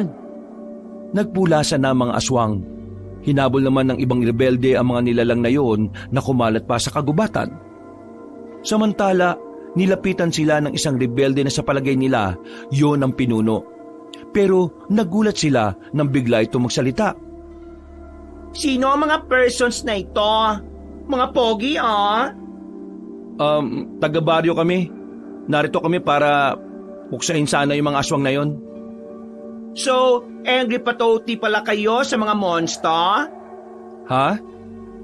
Ang sabi, Kesh, enemy nyo rin pala mga bad guy with pangil na yon. Inchendes? Oo. Marami silang biniktimang mga buntis sa baryo namin eh. Isa na ron yung asawa ko. Kaya narito kami. Okay. Let's help each other na lang para bonggang victory. Teka, sino ba kayo? Bakit mga nakabaril kayo?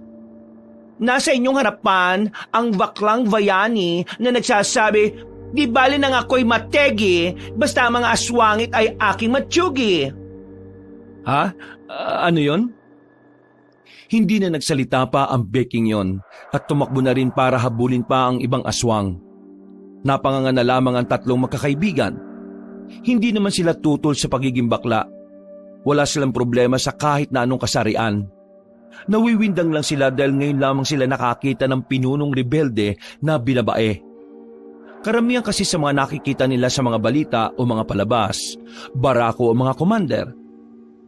Ganun pa man, malaki ang pasasalamat nila sa mga armadong grupo na yon. Kaya naman, nakakuha sila ng tamang pagkakataon para makaharap ang pinuno ng mga aswang. Tumungo sila sa kung saan man nagpunta si Mang Eloy. Hindi nagtagal, nakita nila ito sa kakahuyan. Saksi ang maliwanag na buwan sa kanilang paghaharap. Ngayon, patas na ang laban. Ikaw, laban sa aming tatlo. Anong patas? Kahit mag-isa lang ako, hindi pa rin kayo uubra sa akin. Papatay ko kayong lahat. Uubusin ko kayo at isusunod ko ang mga mahal nyo sa buhay. Lalo ka ng lalaki ka. Di simulan na natin to. Tumakbo ang tatlong lalaki para atakihin ng aswang na si Mang Eloy. Pero agad namang nakalundag palayo ang matandang aswang. Kung yan lang ang kaya niyong gawin, hindi niyo ako matatalo. Si Mang Eloy ang sumunod na lumusob sa kanila. Tumilapon agad ang lalaking si Pido ng sipay nito na matanda. Si Kimpoy naman, nahawakan ni Mang Eloy sa balikat at saka sinuntok na malakas sa sikmura. Si Louie na lamang ang natitirang nakatindig ng mga sandaling yon. Aminadong hindi niya inaasahan na ganun pala kabagsik ang matandang aswang. Ano? Natatakot ka na ba? Hindi pa ako seryoso nito, iho! Nagulat na lamang si Louie nang biglang makalapit na agad ang matandang aswang sa kanya. Dinakma nito ang kanyang muka at itinaas siya sa ere. Kahit nasuntukin niya si Mang Eloy, hindi naman tinatablan. Mabuti na lang ay nakabangon na si Pido. Dumukot ito sa tagiliran niya. Pagkatapos, tinapatan nito ng flashlight ang mukha na matanda. Nang masilaw ito, saka nito pinukol ang kutsilyo patungo kay Mang Eloy. Tinamaan ang matanda sa leeg. Sinamantala na rin ni Louie ang pagkakataon. Buong puwersa niyang hinugupit ng katana si Mang Eloy. Sa lakas ng pagkakahataw niya, agad na lumaylay ang braso na matanda na ginawa nitong pansalag. Agad na dumistansya ang lalaking si Louie nang makita niyang mas lalong nagalit ang matanda. Pero sa mga sandaling yon, tila mas lalo lang lumakas sa matandang aswang. Sakit nun. Sinikmuraan ako eh. Maganda kayo. Magpapalit na siya ng tunay niyang anyo. Nagsisimula pa lang tayo. Talagang sinusubukan niyo ang pasensya ko. Sige, tanggapin niyo ang galit ko. Para ito sa asawa ko at dalawa kong anak na pinaslang ninyo. Unti-unti nang nagpalit ng anyo si Mang Eloy. Nakakatakot na ang itsura nito. Pero sa pagkakataon namang ito, wala na ring nararamdaman na kaba ang tatlo. Dahil isusugal na nila ang buhay nila para lang manalo sa laban na ito. Dumami na ang buhok sa katawan ni Mang Eloy at naglabasan na rin ang mga ugat sa kanyang buong katawan. Mabilis itong umatake sa kanila. Tatagain pa lang sana nila yon, pero nadakma na nito si Pido at Kimpoy. Makilang ulit silang pinagbababalibag. Mabuti na lang at halaman lang ang binagsakan nila. Kimpoy! Pido! Ano sinesigaw-sigaw mo? Ikaw na ang susunod! Kinalmot siya ni Mang Eloy. Pinansalag niya ang kanyang braso kaya yun ang nasugatan sa kanya. Nang dahil dito, kanang kamay na lamang niya ang kaya niyang gamitin. Parang namamanhid na rin kasi ang kaliwa niya. Hindi pa nakontento matandang aswang. Muli siyang kinalmot. Pero sa puntong yon, sa likuran na siya tinamaan. Nagmamadaling makabangon si Pido at Kimpoy para tulungan siya. Nang umatake si Kimpoy, tinamaan niya si Mang Eloy ng taga sa katawan. Ang kaso nga lang, parang wala lang yun sa matanda. Hinawakan ni Mang Eloy ang katana ni Kimpoy at binali gamit lang ang isang kamay.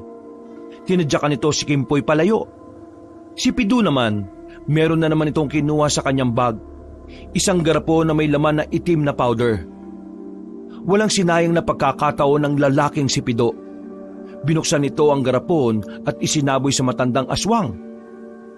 Bumahing ng bumahing si Mang Eloy dahil doon. Maging si Louie rin ay napabahing. Pambira, ano ba yan? Aminta pre, mabisang pang tulig sa aswang. Dahil sa paulit-ulit na pagbahing ng aswang na yon, nawalan na ito ng kontrol sa sarili.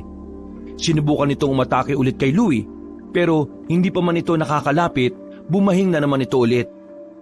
Nakita nilang parang nawawala na sa wisyo si Mang Eloy, kaya naman sinamantala na nila ang pagkakataon. Itinarak na ni Pido ang punyal sa hita na matanda. Ilang beses niya yung ginawa hanggang sa mapaluhod na ito. Hindi naman nag-atubiling bumuelo si Louie. Kahit na masakit ang kanyang sugat, buong lakas niyang hinataw sa leeg ang matandang aswang. Pero hindi pa rin yun agad bumagsak.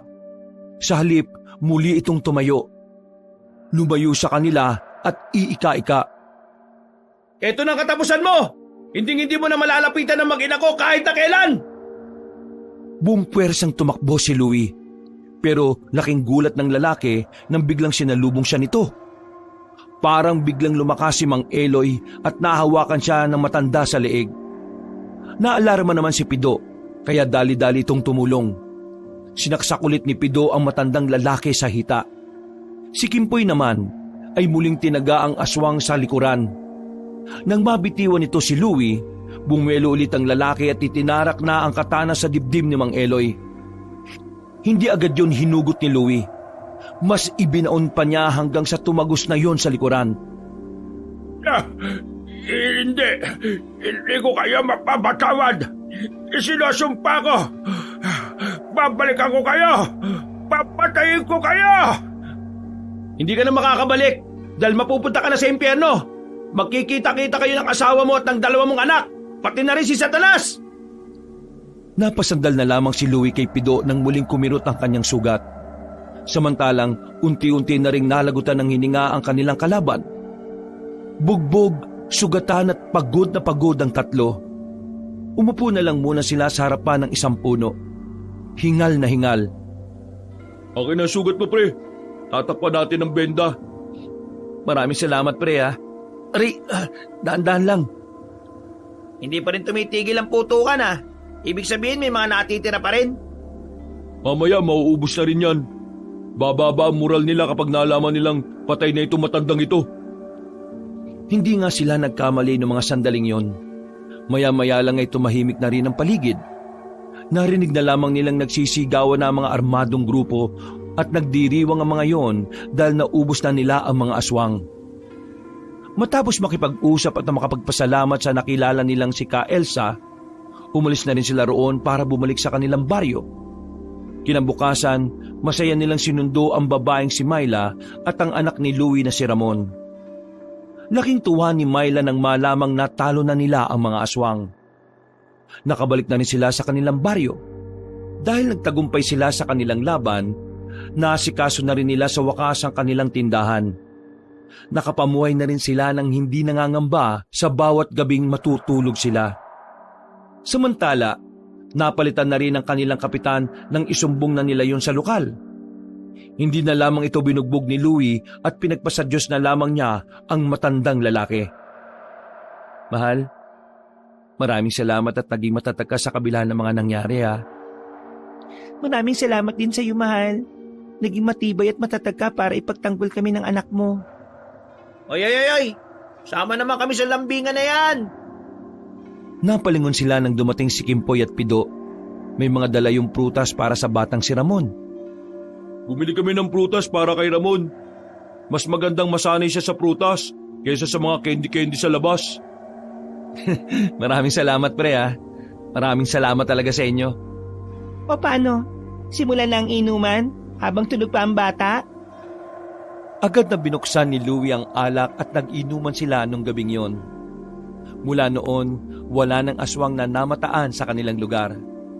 Naging masaya ang kanilang pamumuhay at tuloy-tuloy ang mga biyayang dumating sa kanila. Wakas,